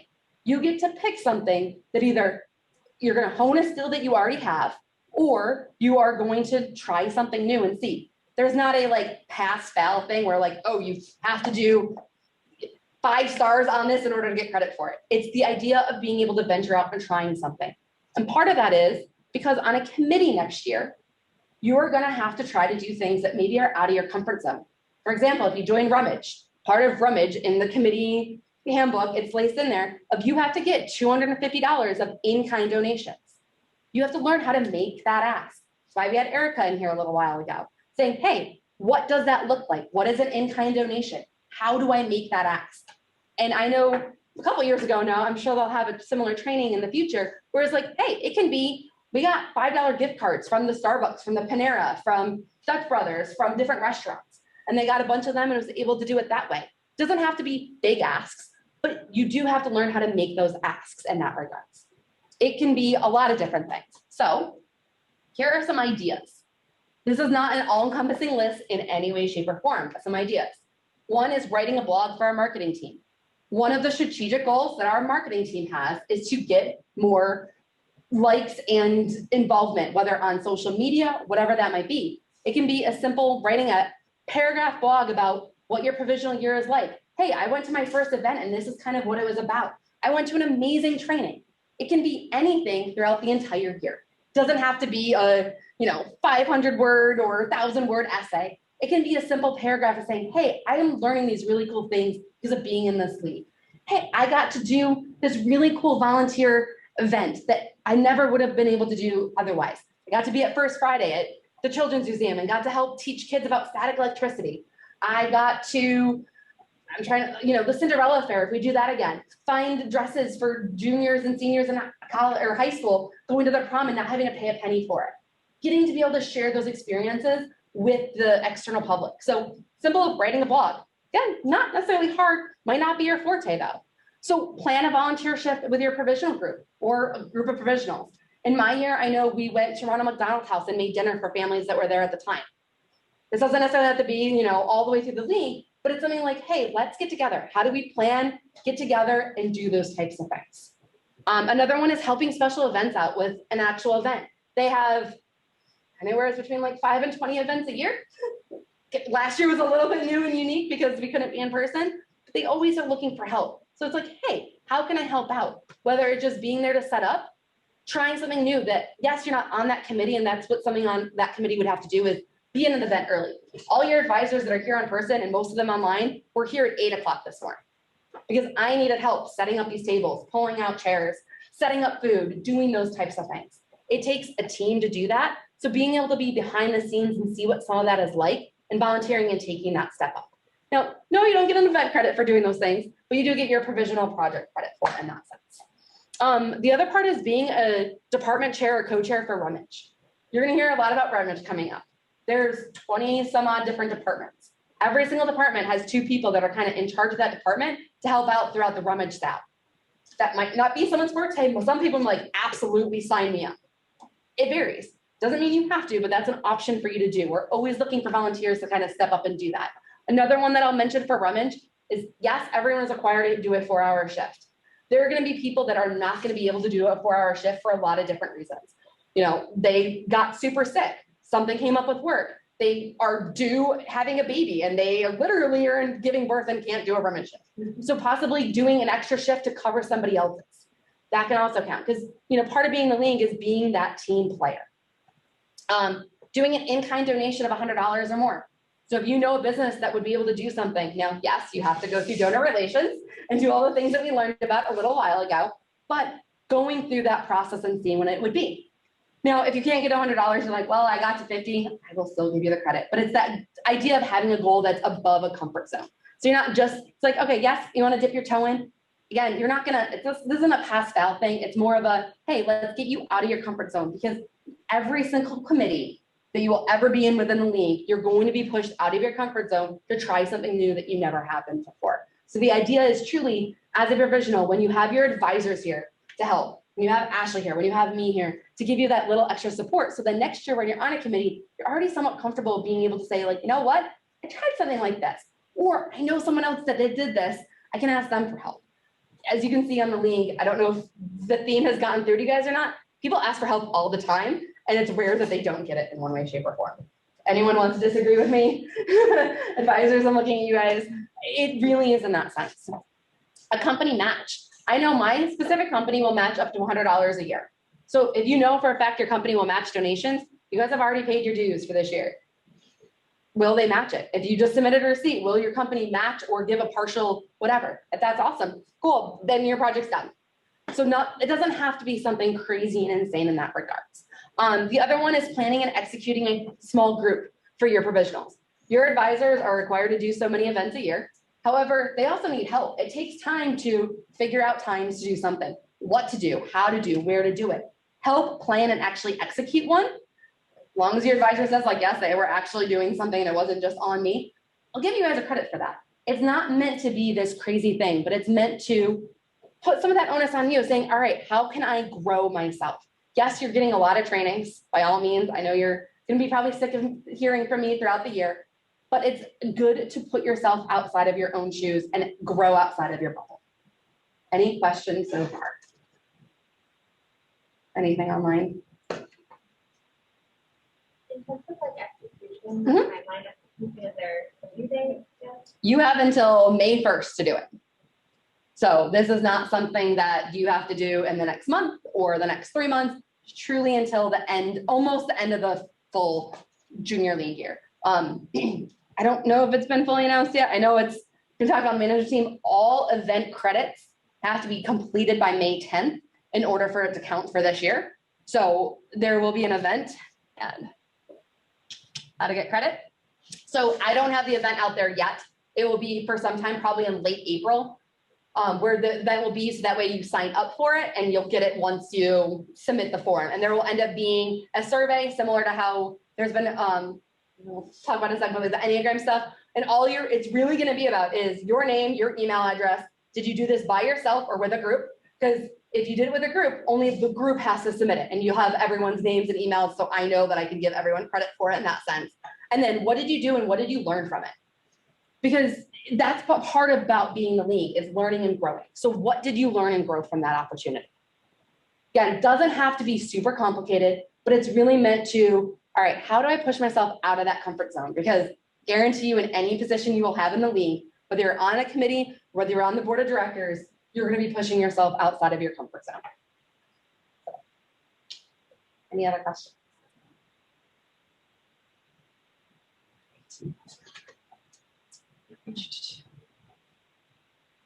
All right, some next things is some more reminders and some different things about Junior League in general that I want to go over again. Some of it's brand new, some of it's a little bit reminders from other events earlier this year. When you sign up for a volunteer shift, which is the community shifts, A, you do it on Digital Cheetah. B, they are capped. There's a reason they are capped. There are a lot of our community partners that we go with that can only host 5 of us or 10 of us. So it's not something where he's like, oh, I really wanted to do this, but there's only 5 spots and I didn't get it. Pay attention. They might open up near the end of it, but we can't have more people going to it than possible. So be aware of that.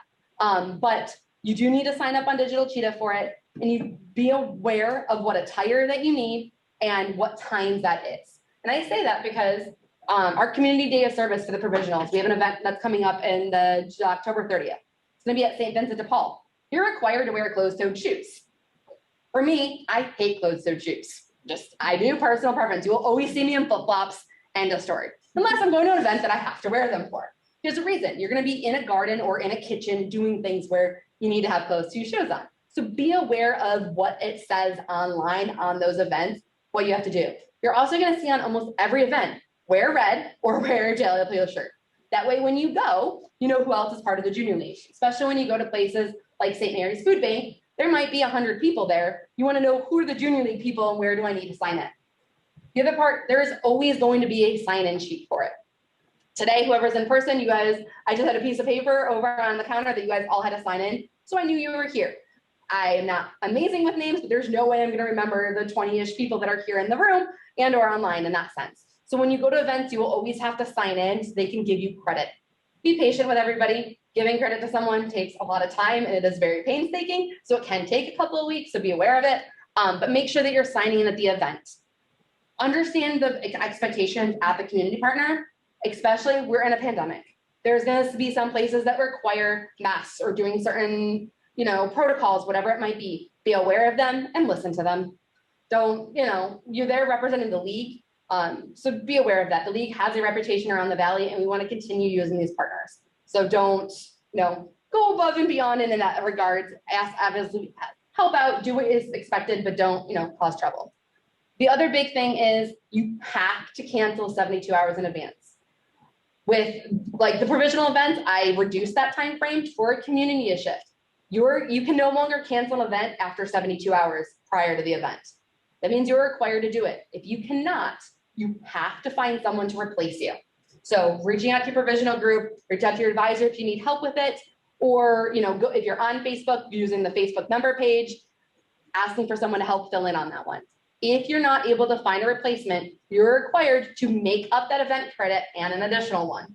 So please, please, please be aware of that. It is super, super important to have that knowledge and be aware of it because someone always is like, I didn't realize that. And it happens at all levels, not just in provisional. I know people 7+ that sometimes forget about that. So I will harp on this almost every single time we get together. I know I mentioned it at VC training.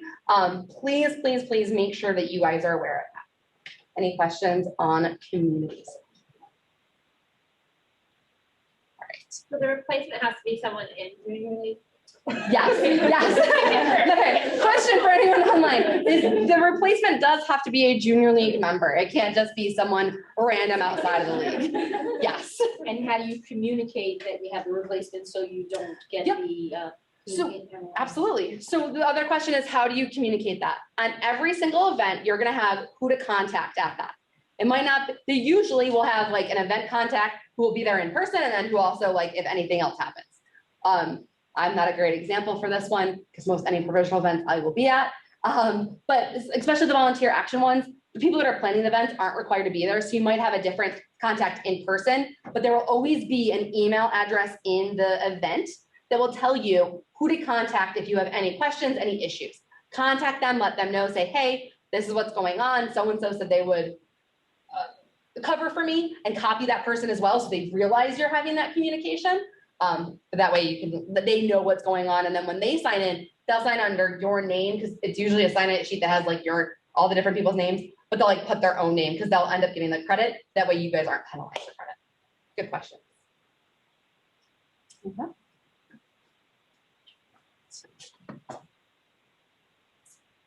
So GMMs, I want to briefly touch about this for a couple different reasons. Usually GMMs are the first Monday of every month. There's a couple Wednesday, thank you. I can't talk today. First Wednesdays of every month. There are a couple months that we don't meet. There are 2 every single year that we vote at. I'm bringing this up specifically because October is a voting meeting. So I want to make sure you guys are all kind of aware of what is going on and what the difference is. The also other thing that was just announced is that October's will be a completely virtual meeting. There will be no in-person option. That it's actually gonna be the first time this year. Usually voting meetings have always been taken in place, but they found out last year with some of the voting we had to do, it actually made it a lot easier with everyone being virtual. So that they're choosing to do that this year as well. The rest of them are not necessarily voting meetings. They will have a lot of information. One big thing, at every single GMM, we will have some kind of training component to it. For those that were there, this past GMM, we had someone that was part of chief technology officer, one of the two, of one of our sports teams here in the Valley, and got to talk about his experience and where he grew up from and some of the things that he does as a leader to really make an impact. And it was absolutely amazing to hear from him. If you guys didn't go to the GMM, if you want to go watch the recording, it was absolutely worth listening to him if you guys didn't see it. So there'll always be some kind of training component to it. You'll also get to hear a lot of news fresh off the press of what's going on in the league, what's happening. And there's always a area at the end for announcements of things that are coming up. You have to keep it league related, but if anyone has things that are going on that didn't make it on the agenda for any reason, it's a great way to learn about the league. We also have awards that we give out at every single GMM.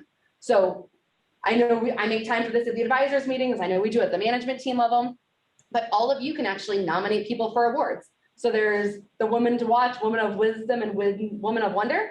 They're all, whether it's the provisionals to 3 years, 4 to 7 years, and 7+, fairly certain. I could be wrong on some of those.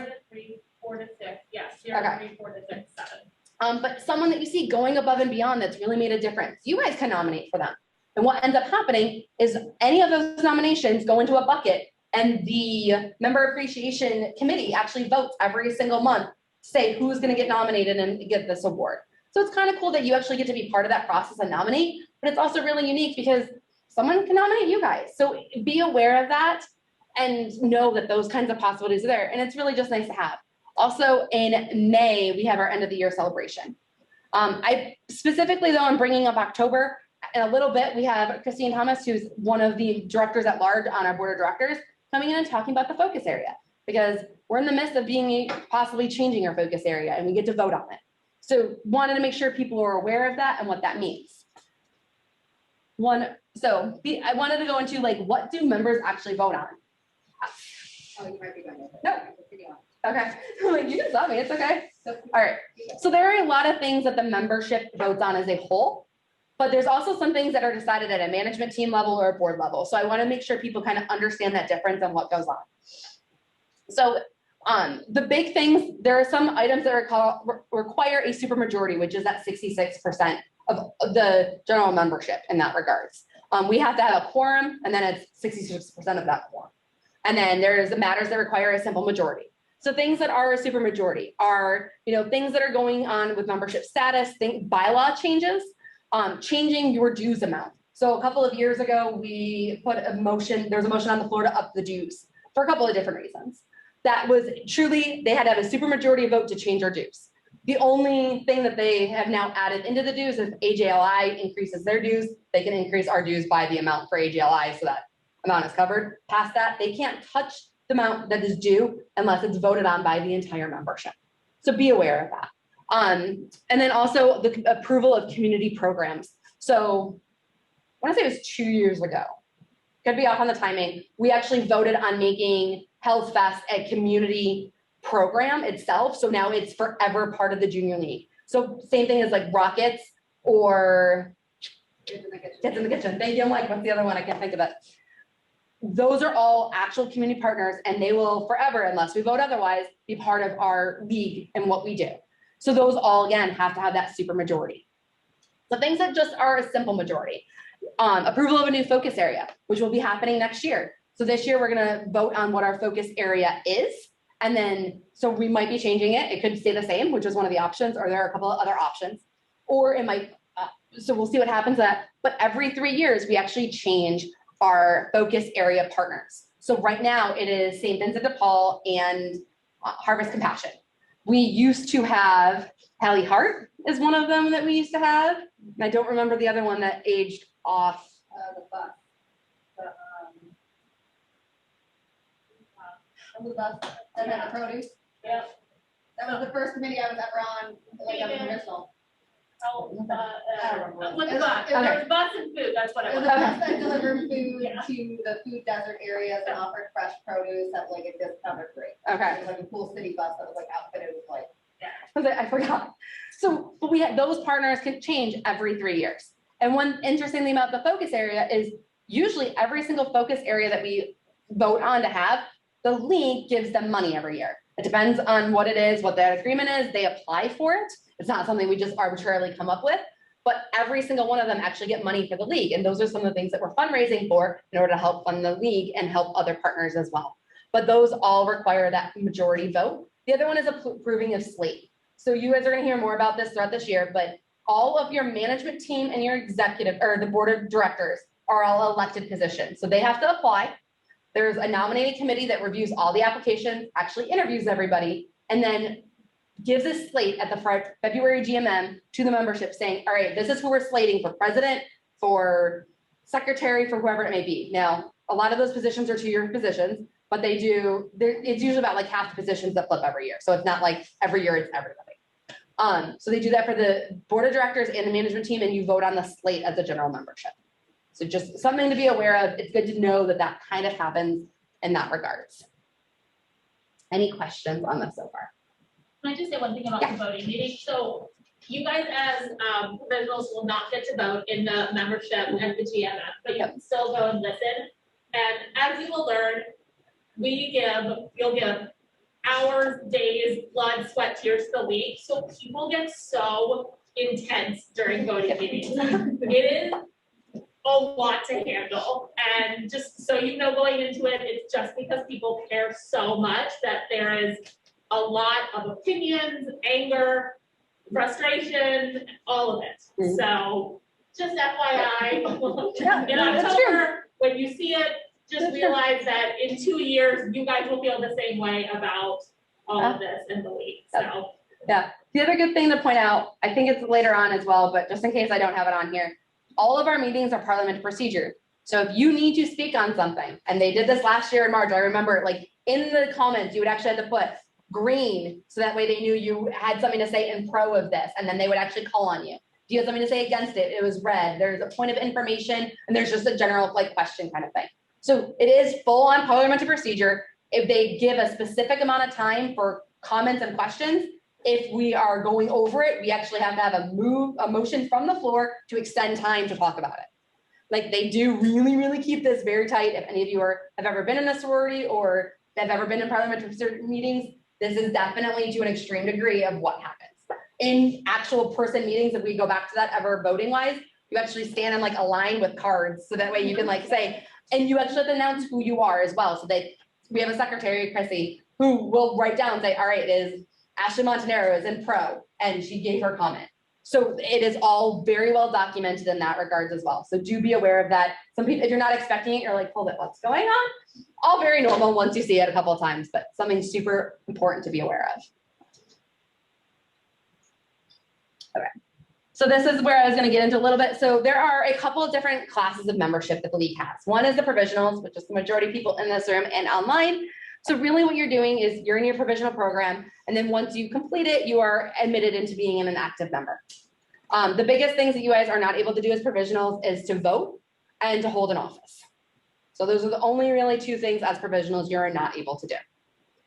You do have a voice, so do not think that you cannot, and you can still get involved. It's just those are the two things that you're not able to do. Active members, really you're an active after that unless you decide to change your membership status.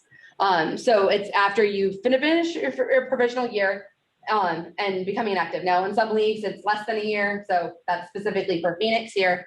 Some leagues have it rolling, some leagues do some different things in that regards. So only really talking about that. And they have full active obligations, but they also not only, do they get to vote and do all those things, but they also have to hold a placement. They also have to do all the different active requirements that we have.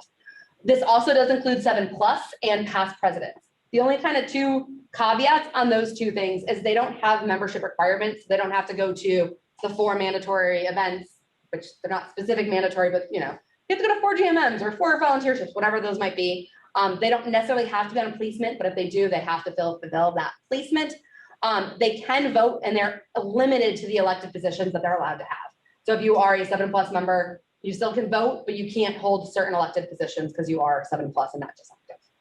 Then you have our sustainers. You can change your membership to sustainer, and you have most of the same privileges as being an active. However, you cannot hold an office minus the 1 or 2 active or directors at large that is sustainer, because that's like the one exception that they're allowed to have. And then they're not allowed to vote as either. So when you go to voting meetings, sustainers will have opinions. I know when we voted to change our due amount, Most of the comments came from sustainers. They don't get to vote, but they still want their opinions heard. So be aware, even as provisionals, you guys can still have your opinions heard, and we do listen to it. So don't think like, oh, well, I'm provisionals, no one's gonna listen to me, because I guarantee you that's not the case. So you're either can go as a stainer in 2 ways. One, you've been an active member for 7 years, and you decide to go stainer 7 or more. Or you can be after your 3rd active year and if you're over the age of 40. That's just one of those little stipulations in there with that regards. Some other different things about membership. You can take a leave of absence if you need it. So say if you know next year is going to be a really crazy year for whatever reason, you still want to be involved in the league, but you don't want to have any obligations in the sense of being on a placement or anything like that. You can actually take a leave of absence. So that is absolutely available in that regards. You can also change your membership status. So if you are taking a leave of absence, if anything needs to happen for the next year, so right now we're in the middle of the 21-22 year. So if you wanted to do it for 22 to 23, you have to have that paperwork submitted by March 15th. Just as an FYI to keep people aware, if it's after that, that can't allow you to do that. So just kind of be aware of that. You can also transfer leagues. So say if you're moving, we also have people move to Phoenix all the time. You can transfer leagues and you don't start out as a provisional again. You truly transfer as an active member once you're an active member. We actually had a member of our provisional class that ended up getting a job in Northern Virginia, I think it is. So she transferred her provisional parts of it over to that league. So you absolutely can do that. So if that ever does come up, 100% available to do. And you actually heard Liz was a transfer here, and so was Emily was a transfer here. So just because you can transfer, you can still get super involved and do different things. So just be aware of that. The other thing I wanted to touch upon, because a lot of people don't know that we have this, it's called Links, which is Leaguers in Need of Kindness and Support. So you can kind of get involved with this in 2 ways. Say if you're going through something and you need support in some way. Great example, last year I had to have shoulder surgery. I tore my labrum and I was out for like 2 months, completely could not do anything. So I was able to go on there and say, hey, it would really help if someone could help me, bring food to my house, things like that, because I couldn't do it myself. It was the longest time before I could actually like raise my hand above my arm, or raise my hand above my head. So you can either, if you need support for whatever reason, or if you want to give that support, saying, hey, I have availability to be able to help a leaguer out that needs it, whether it's, bringing food or picking something up, things like that. So if you have that availability to sign up to be able to do that is awesome. It's, we have a lot of members that go through a lot of different things. And sometimes it's really nice knowing that you have that extra help where, it's 1,000 women. Not everyone is going to always volunteer, but you're going to have those members that can say, I'm going to volunteer and help out where it's needed. So just be aware of those things. Any questions to this point? So how would you go and find out how you could help someone? Yeah. So if you need it and or want to help out. So if you need links, then there is on the membership homepage on Digital Cheetah, when you're signed in as a member, you scroll down just a little bit. The last of the announcements is always links saying, I need help. This is how you sign up. If you want to help out with links, then email our membership VP, who is Teresa, and just I think it's membership. I forget it, JLP VP membership. Maybe. I can make sure I get you guys the right email address on that one. Just email her and say, hey, I'm able to do this. If anyone does need help, please keep me on that list so I'm available. So I know that kind of stuff is coming up. Cool. Any other questions? All right. Wanted to touch base on the VP series and the 101 series. I know for Making the Most, I know some of you have been through it. I know some of you guys need to see the recording of it. But I kind of wanted to go over a couple of things with this, things that are coming up that everyone needs to be aware of. One big reminder, it is required that you go to 2 VP series and 2 of the 101 series. So keep that in mind when all this is going on. There is a very, very easy 101 series that you can get that you get to do on your own time. If your advisors haven't done it yet, reach out to them, but they all should have given you a code to do an Enneagram test. If you go in, do that. The report ends up getting sent to me at my personal email address. Usually within a couple hours, I will send it out. During business hours, it might be a little longer than that. If you do it, 1 o'clock in the morning, it'll be the next day. So give me a little patience on that one. The way the account's set up, it has to go to my email address. I'll send it to you. You get, I think it's like a 20+ page report about your Enneagram, about information about yourself, goods, bads, all those kinds of things. And then what you'll end up doing is a survey. It's, I think, 5 questions tops. And it's like, what's your name? So I know for tracking purposes, what is your Enneagram and what's something you learned about yourself? I really think it's only like those 3 questions. By doing those couple of things, You have to do it by September 20th though. You will get a one-on-one series credit. So really super simple and easy. I know some of you have already done the Enneagram test part of it, but please make sure you do those 2 parts by the September 20th. You get a quick 101 credit and that's off your plate. The other ones that are coming up, I have On the links on Yes. the website, it has an option to volunteer as well. So ask, or you need links and Yes. volunteer. Okay, perfect. Yeah, I Cool. guess they updated it. Thank you. I did not know they updated it. Sweet. They did not used to have that. They did not at all. So cool. Good to know. That is new. So we should have already gotten the code, or we will be getting. You the should code? have gotten it. If you haven't, reach out to your advisor. Your advisor has everybody's codes. All the advisors have access to everybody's codes as well. So just if you don't have it, let your advisor know, like, hey, where is this? It might be buried in email, things like that. But all the advisors should have sent the codes out. I took the Yeah. I took the Enneagram Yep. already, but I don't think I got the survey. So the survey, if you go into Digital Cheetah, there's an event on September 20th. The survey link is inside that event. Got it. Okay. So what you'll do is you end up taking the survey and register for that event. So then I can give you event credit for it. Okay, the event like that, it's not an actual event. You don't have to do anything on September 20th. It's like a placeholder event. Yeah. You'll see some of that for your stuff, like Mhm. we do fall check-ins and stuff. But the data event, we just have, that's the only way to enter points into Digital Cheetah is where there's the actual like fake post event or whatever you want to call it. Mhm. So that's what that September 20th is. Yep. So yeah, there'll be a couple of fake events. There'll be the check-in, it'll be your committee meeting, the provisional project. Those are kind of fake events, like they have to be on a specific date. Doesn't mean you have to do them on that date. But yes, thank you, Ashley. I didn't think of that. But yeah, it's just meant to be, and it says online only. It's when you guys want to do it, but be aware of that is there. The other one is the VP series. I wanted to highlight this because some of them are going to start coming up. There is in-person and virtual options on all of them. I will say if there's 1 or 2 people signed up in person, I will probably reach out and say, hey, if you really want to come in person, I will be more than glad to come downtown. Not a big deal for me. But if you'd rather do it virtually, knowing you're going to be like in this building with just me, that either way I'm good with, but just be aware that not a lot of people sign up in person. I will probably move it completely to virtual. These are where Liz was earlier talking about the pillars, where you have like the community pillar, where you have the training pillar.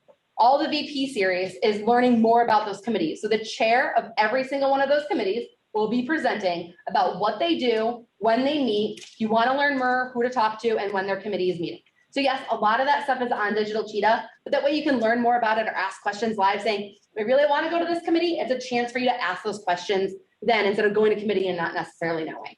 So every single VP is having one of those nights. We are combining DE&I and membership, DE&I because there's 2 committees, and then membership, I think there's 3. So we're putting those 2 together on the same night, and that will be in January. But reminder, there are 2 are required. You are absolutely able to go to all of them if you choose, and you will get credit for every single one that you go to as well. But you are required to go to 2. I know some of our advisors are like, you know what? I don't know about some of these committees. So they're going to go and they don't have to go to some of these.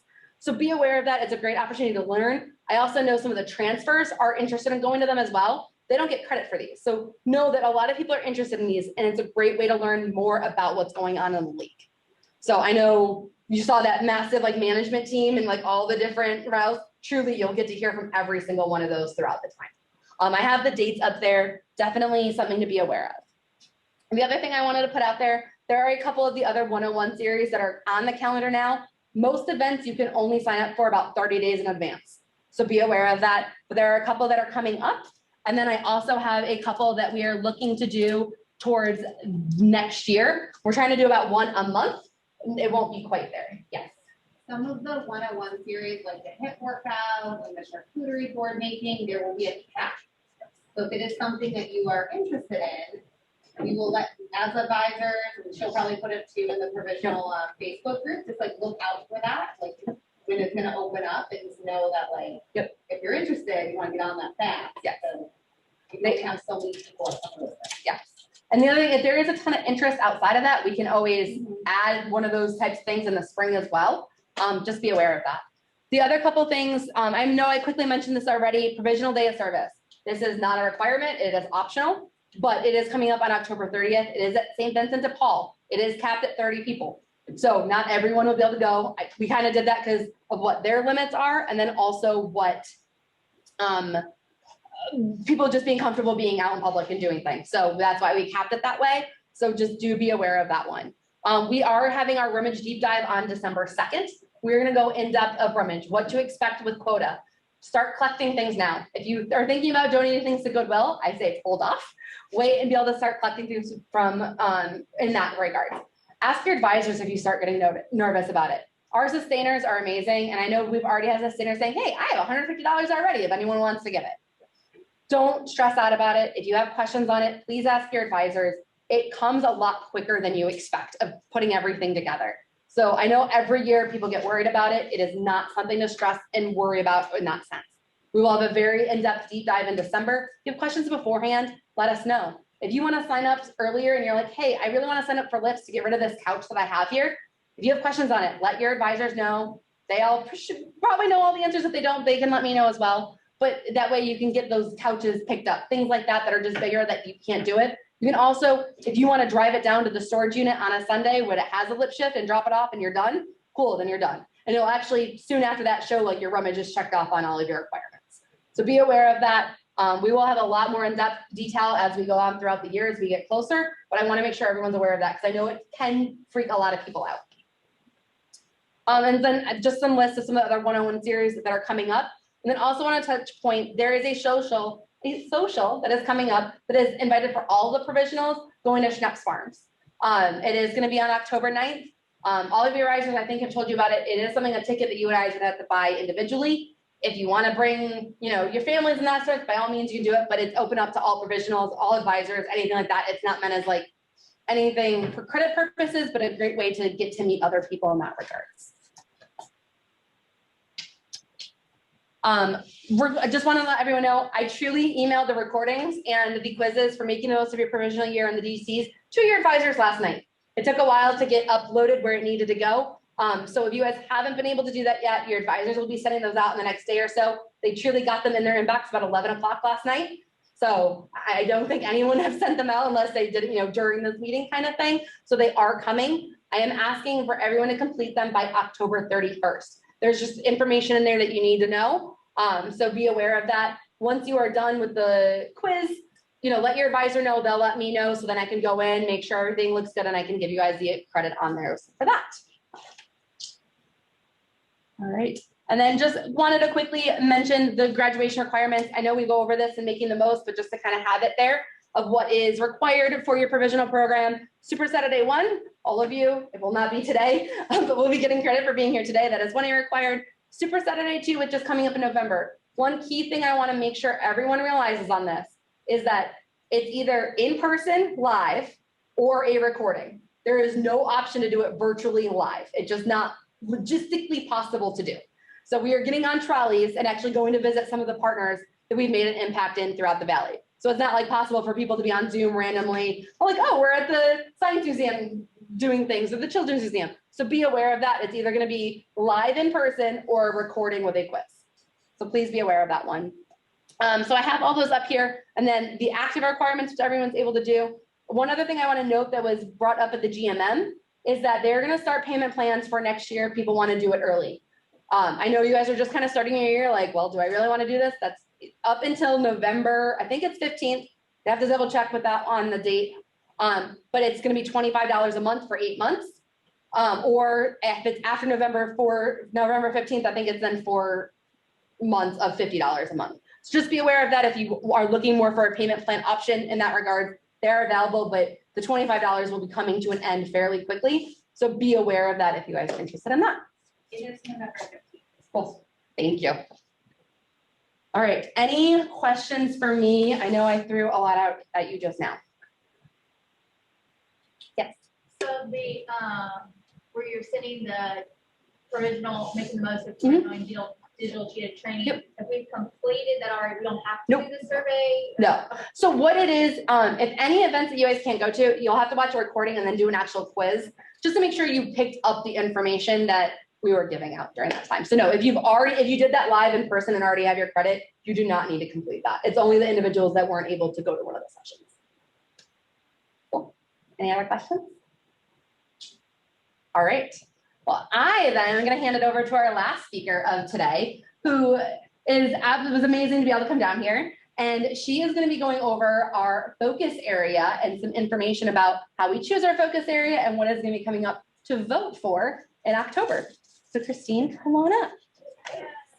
Where do you want me to stand? Anywhere, I would say if you're going to talk loud, because this is where the speaker is for online. So somewhere around here, and then I'll flip the screens for you. Okay. All right. Hi, my name is Christine Thompson. This is my 7th or 8th active year, I have to count. And I've done a lot primarily just in community.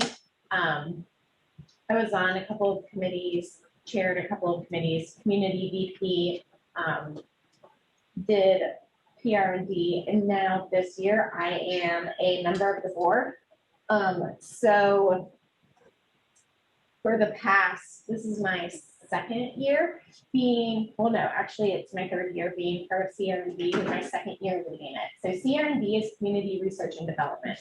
And what we do is, as a junior league, we have what we call a focus area, and it's a topic basically where we are, according to our universal policies, are required to spend 80% of our volunteer time and 80% of our community money.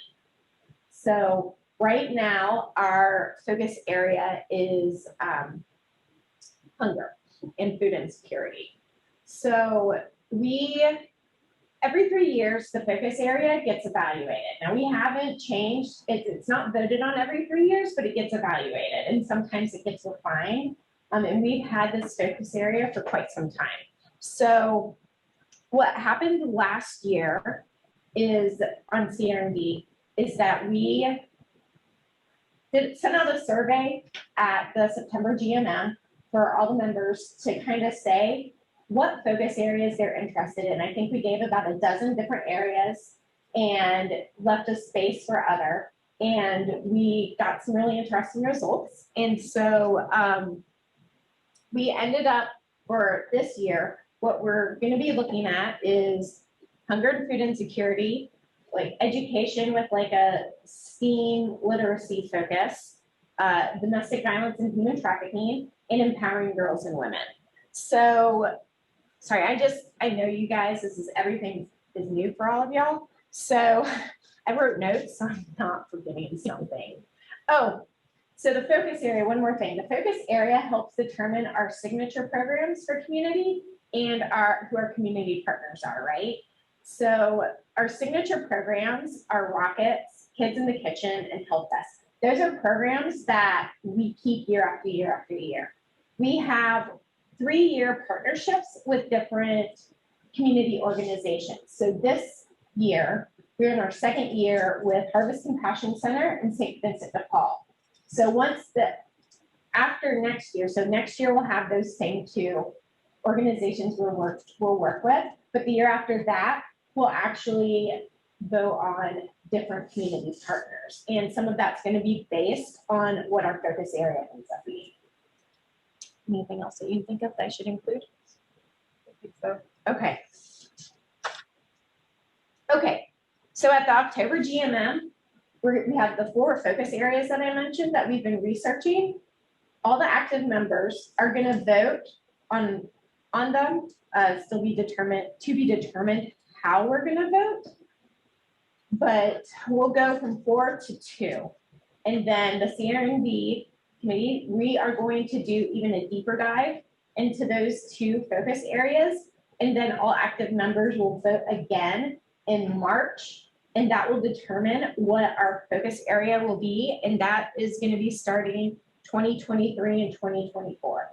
So next year for CRND, even though we'll still have our hunger and food insecurity partners, we will send out a request for proposals to any organization that we can think of in the Valley to see if they have something that we can work with them on. So, all right. To go on. Yes. So you guys get a fun sneak peek that only the management team has really seen. So be aware of that one.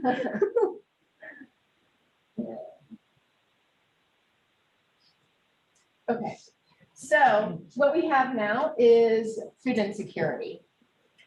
So what these are called are impact models, right? So it's like a funnel. You start off with a really big topic and then you start getting very specific, okay?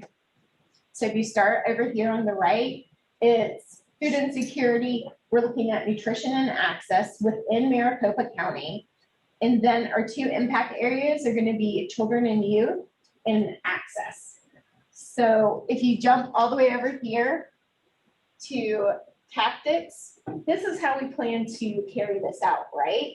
Workshops on healthy eating, look at working with some food pantries.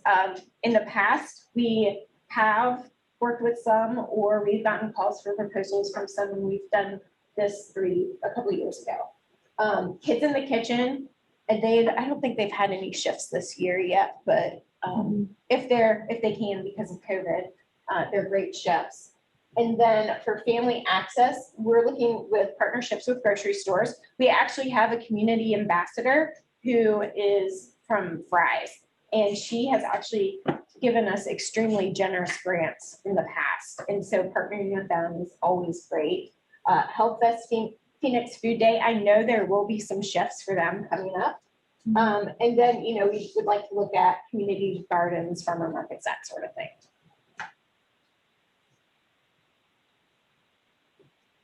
Okay, domestic violence and human trafficking. So basically, we want to reduce the prevalence and impact of domestic violence and human trafficking. So if you go on the top here, follow this out. This is with domestic violence. So it's a lot of working with survivors and shelters, supporting hotlines, which that's something that we would have to explore. The Junior League has actually worked hotlines, variety of hotlines in the past. So it's something that we could definitely look at bringing back again. And then this one right here is kind of a big one. Provide trainings and education to youth in an effort to prevent domestic violence. There are several really cool organizations in the Phoenix area who they actually go and work with kids, like trying to stop the cycle before it starts. And then for prevention of human trafficking, same thing again, working with survivors. And then the second thing, increasing community awareness. So once again, working with shelters and here educating the community about online safety. It's something that we could partner with as well with local law enforcement agencies, because they have all of our law enforcement agencies have groups that go out to schools and to groups to educate about online safety in an effort to stop human trafficking, because that's kind of a big one. I have a friend who his child, and he is a police officer, she's a teenager, started talking with someone on a gaming platform, and thankfully they caught it in time, but the conversation was not appropriate for a 16-year-old to have. So, or 15, I think she was 15. So it's just, there's a lot that you can do with that.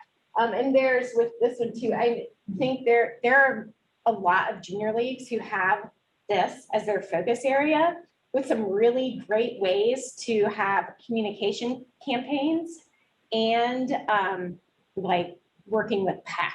So working with like local governments to bring awareness.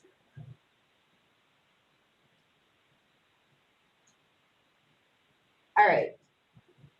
Education and literacy. So we did change this around a little bit. So this should say, we changed it to STEAM instead of just STEM, just to kind of include everything. But working with reading competencies and STEAM. So there is, and of course I forgot to look this up, but there is a statistic that basically jails can use to determine how many beds they'll need based on if inmates have achieved a third grade reading level. So it's very, very significant. So up here, we talk about the reading, working on childhood literacy.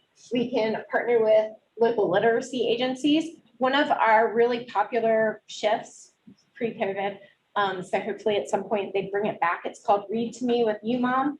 We've worked with them for a long time. And so that's just reading to young kids, right?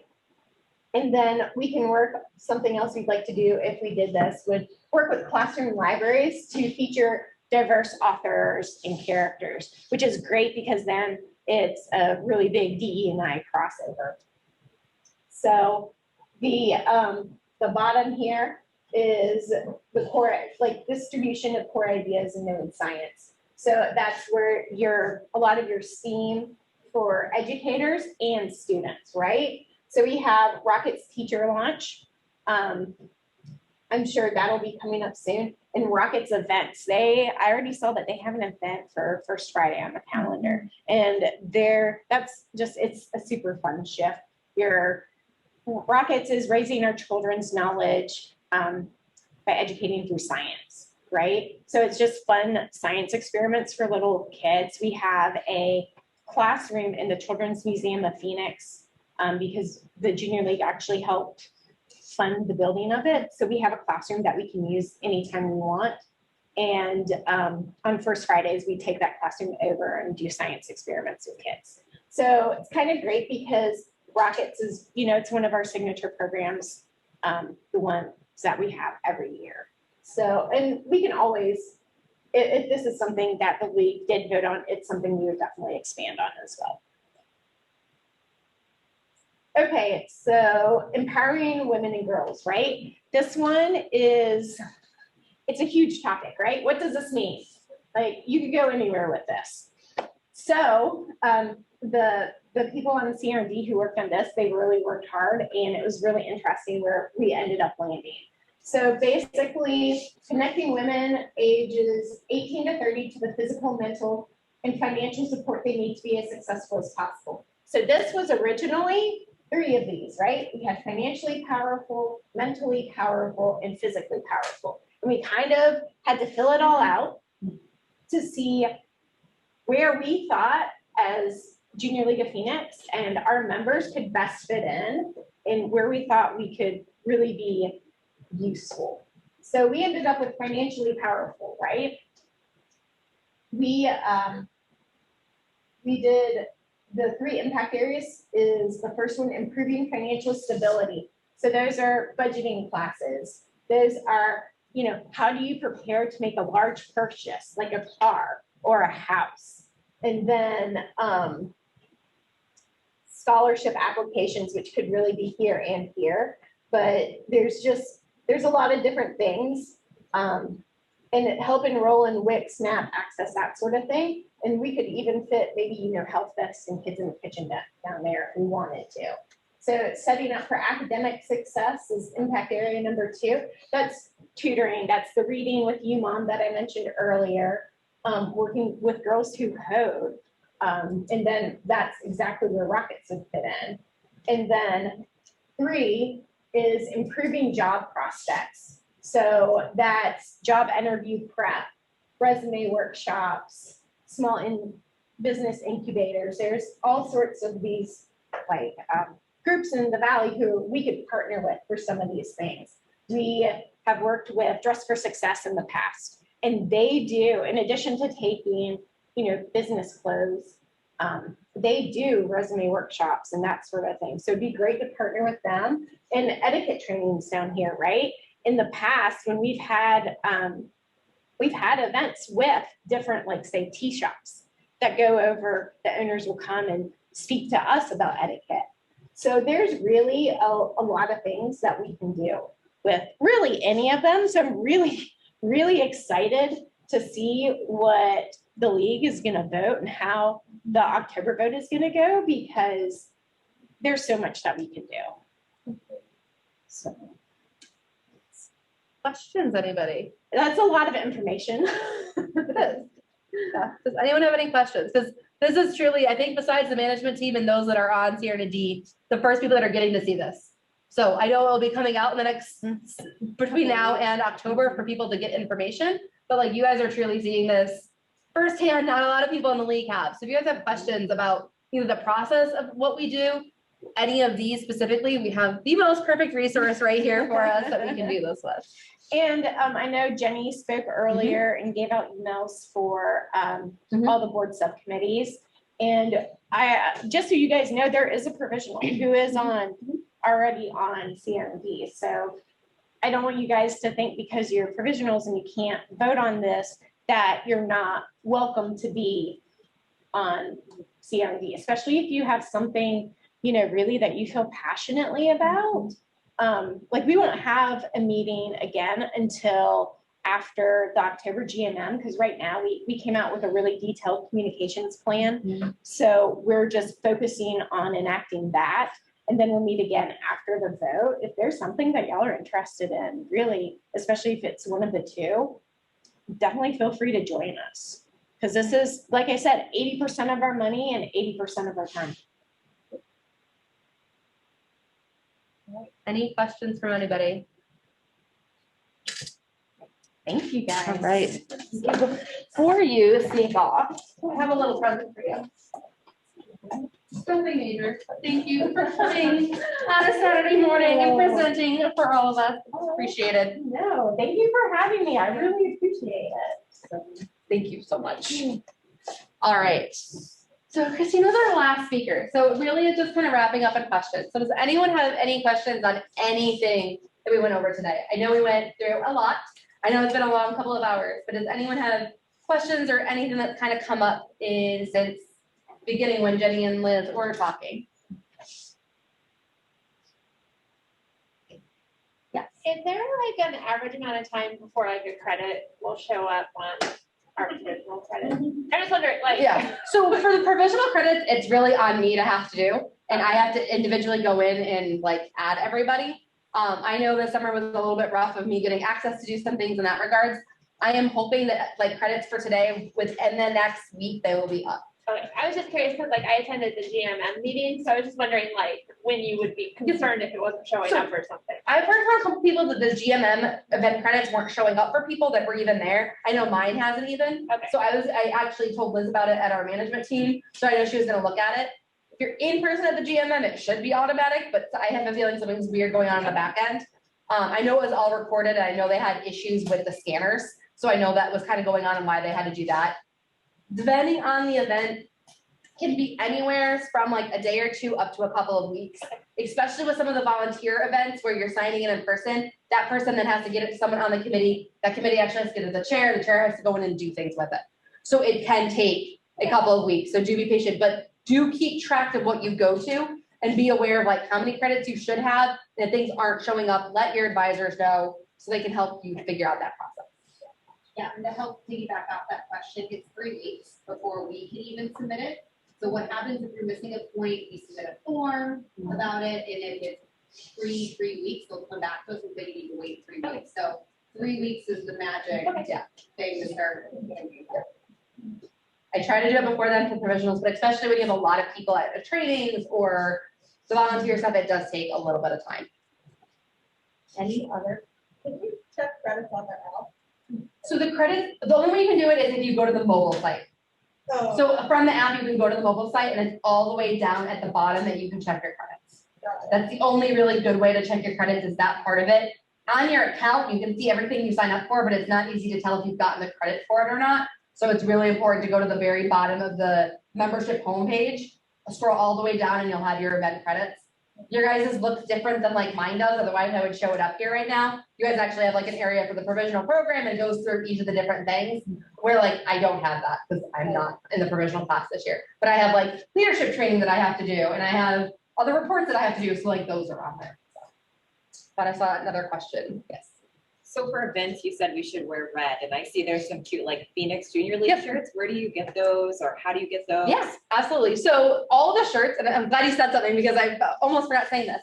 All the shirts that the advisors are wearing. So at graduation, on May, if everyone finishes their credits or whoever does and goes to graduation, you'll end up getting a shirt. And this is actually the shirt from 2 years ago. The shirt I'm going to have Caitlin stand up is the shirt from last year. One thing that's really kind of cool is these were actually designed by professionals of those years. So if you guys are into design at all and want to design what the shirt might look like, if anything gets submitted, we can put it up for a vote and say, hey, what does everyone want the shirt to be like? They will be red. They're super soft and comfy. So you'll get that at the end of the year. Okay. And if you want to get any other shirts in the meantime, if you are on the Digital Cheetah homepage, there's actually a membership store. You can go in there, and if you want to purchase anything, you're more than welcome to. One thing that's really cool is who owns the store is actually a Junior League member. And I think it's 10%. I mean, I could be wrong on that. I think it's 10% of all profits end up going back to the league doing that as well. Okay. So it's kind of cool. You can also go to AJLI, but those aren't necessarily Phoenix. They're just more Junior League in general. Or just a red shirt from Target. Yeah, or red shirt. Yeah. And I believe most of the advisors, if they haven't talked about it already, for Super Saturday 2, you guys all have colors. And so you guys are supposed to, if you're in person, deck out in those colors. Some advisors end up like making shirts with you guys, or some have ordered shirts in the past. It's on you guys to do what you want to do in that regard. The transfer group will be coming with us, and they have their own orange shirts that are kind of in that regards. But then that way you'll also have a shirt for theirs. So you can wear, and then you can make those Junior League as well. Only one of the groups have red because we can't have everyone having red. But anything that says Junior League on it, red shirt in general is awesome to have in that regard. Absolutely. Anything else? Anything online? All right. I will let you guys get out of here. We are basically right on time. So I know I was really hoping like time wasn't like, how's everything going? What's happening? You never know with an event. So if you guys have questions in the meantime before anything, please reach out to your advisors. They are absolutely great resources. You know, I'll be here for a while to talk. The one thing I will ask all of you to do before you leave that are in person, I know you guys have chairs. We need to put like chairs and tables and all that kind of stuff back. So we end up putting it back in the room so you guys can like help with that stuff. Also taking food and all those kinds of things. If you are online, I know you guys changed your names already in that sense, but if you guys haven't commented or done anything, make sure you like add something in the comments just to make sure chat wise we have everything in that regards. But have a wonderful rest of your Saturday. Remember the Enneagram stuff that's coming up because that will be due soon, and it is a deadline on that one. And then all the VP series that are coming up. So I will see and talk to you guys all soon. Thank you. Thank you. It's so nice to meet you. Thank you. Thanks, guys.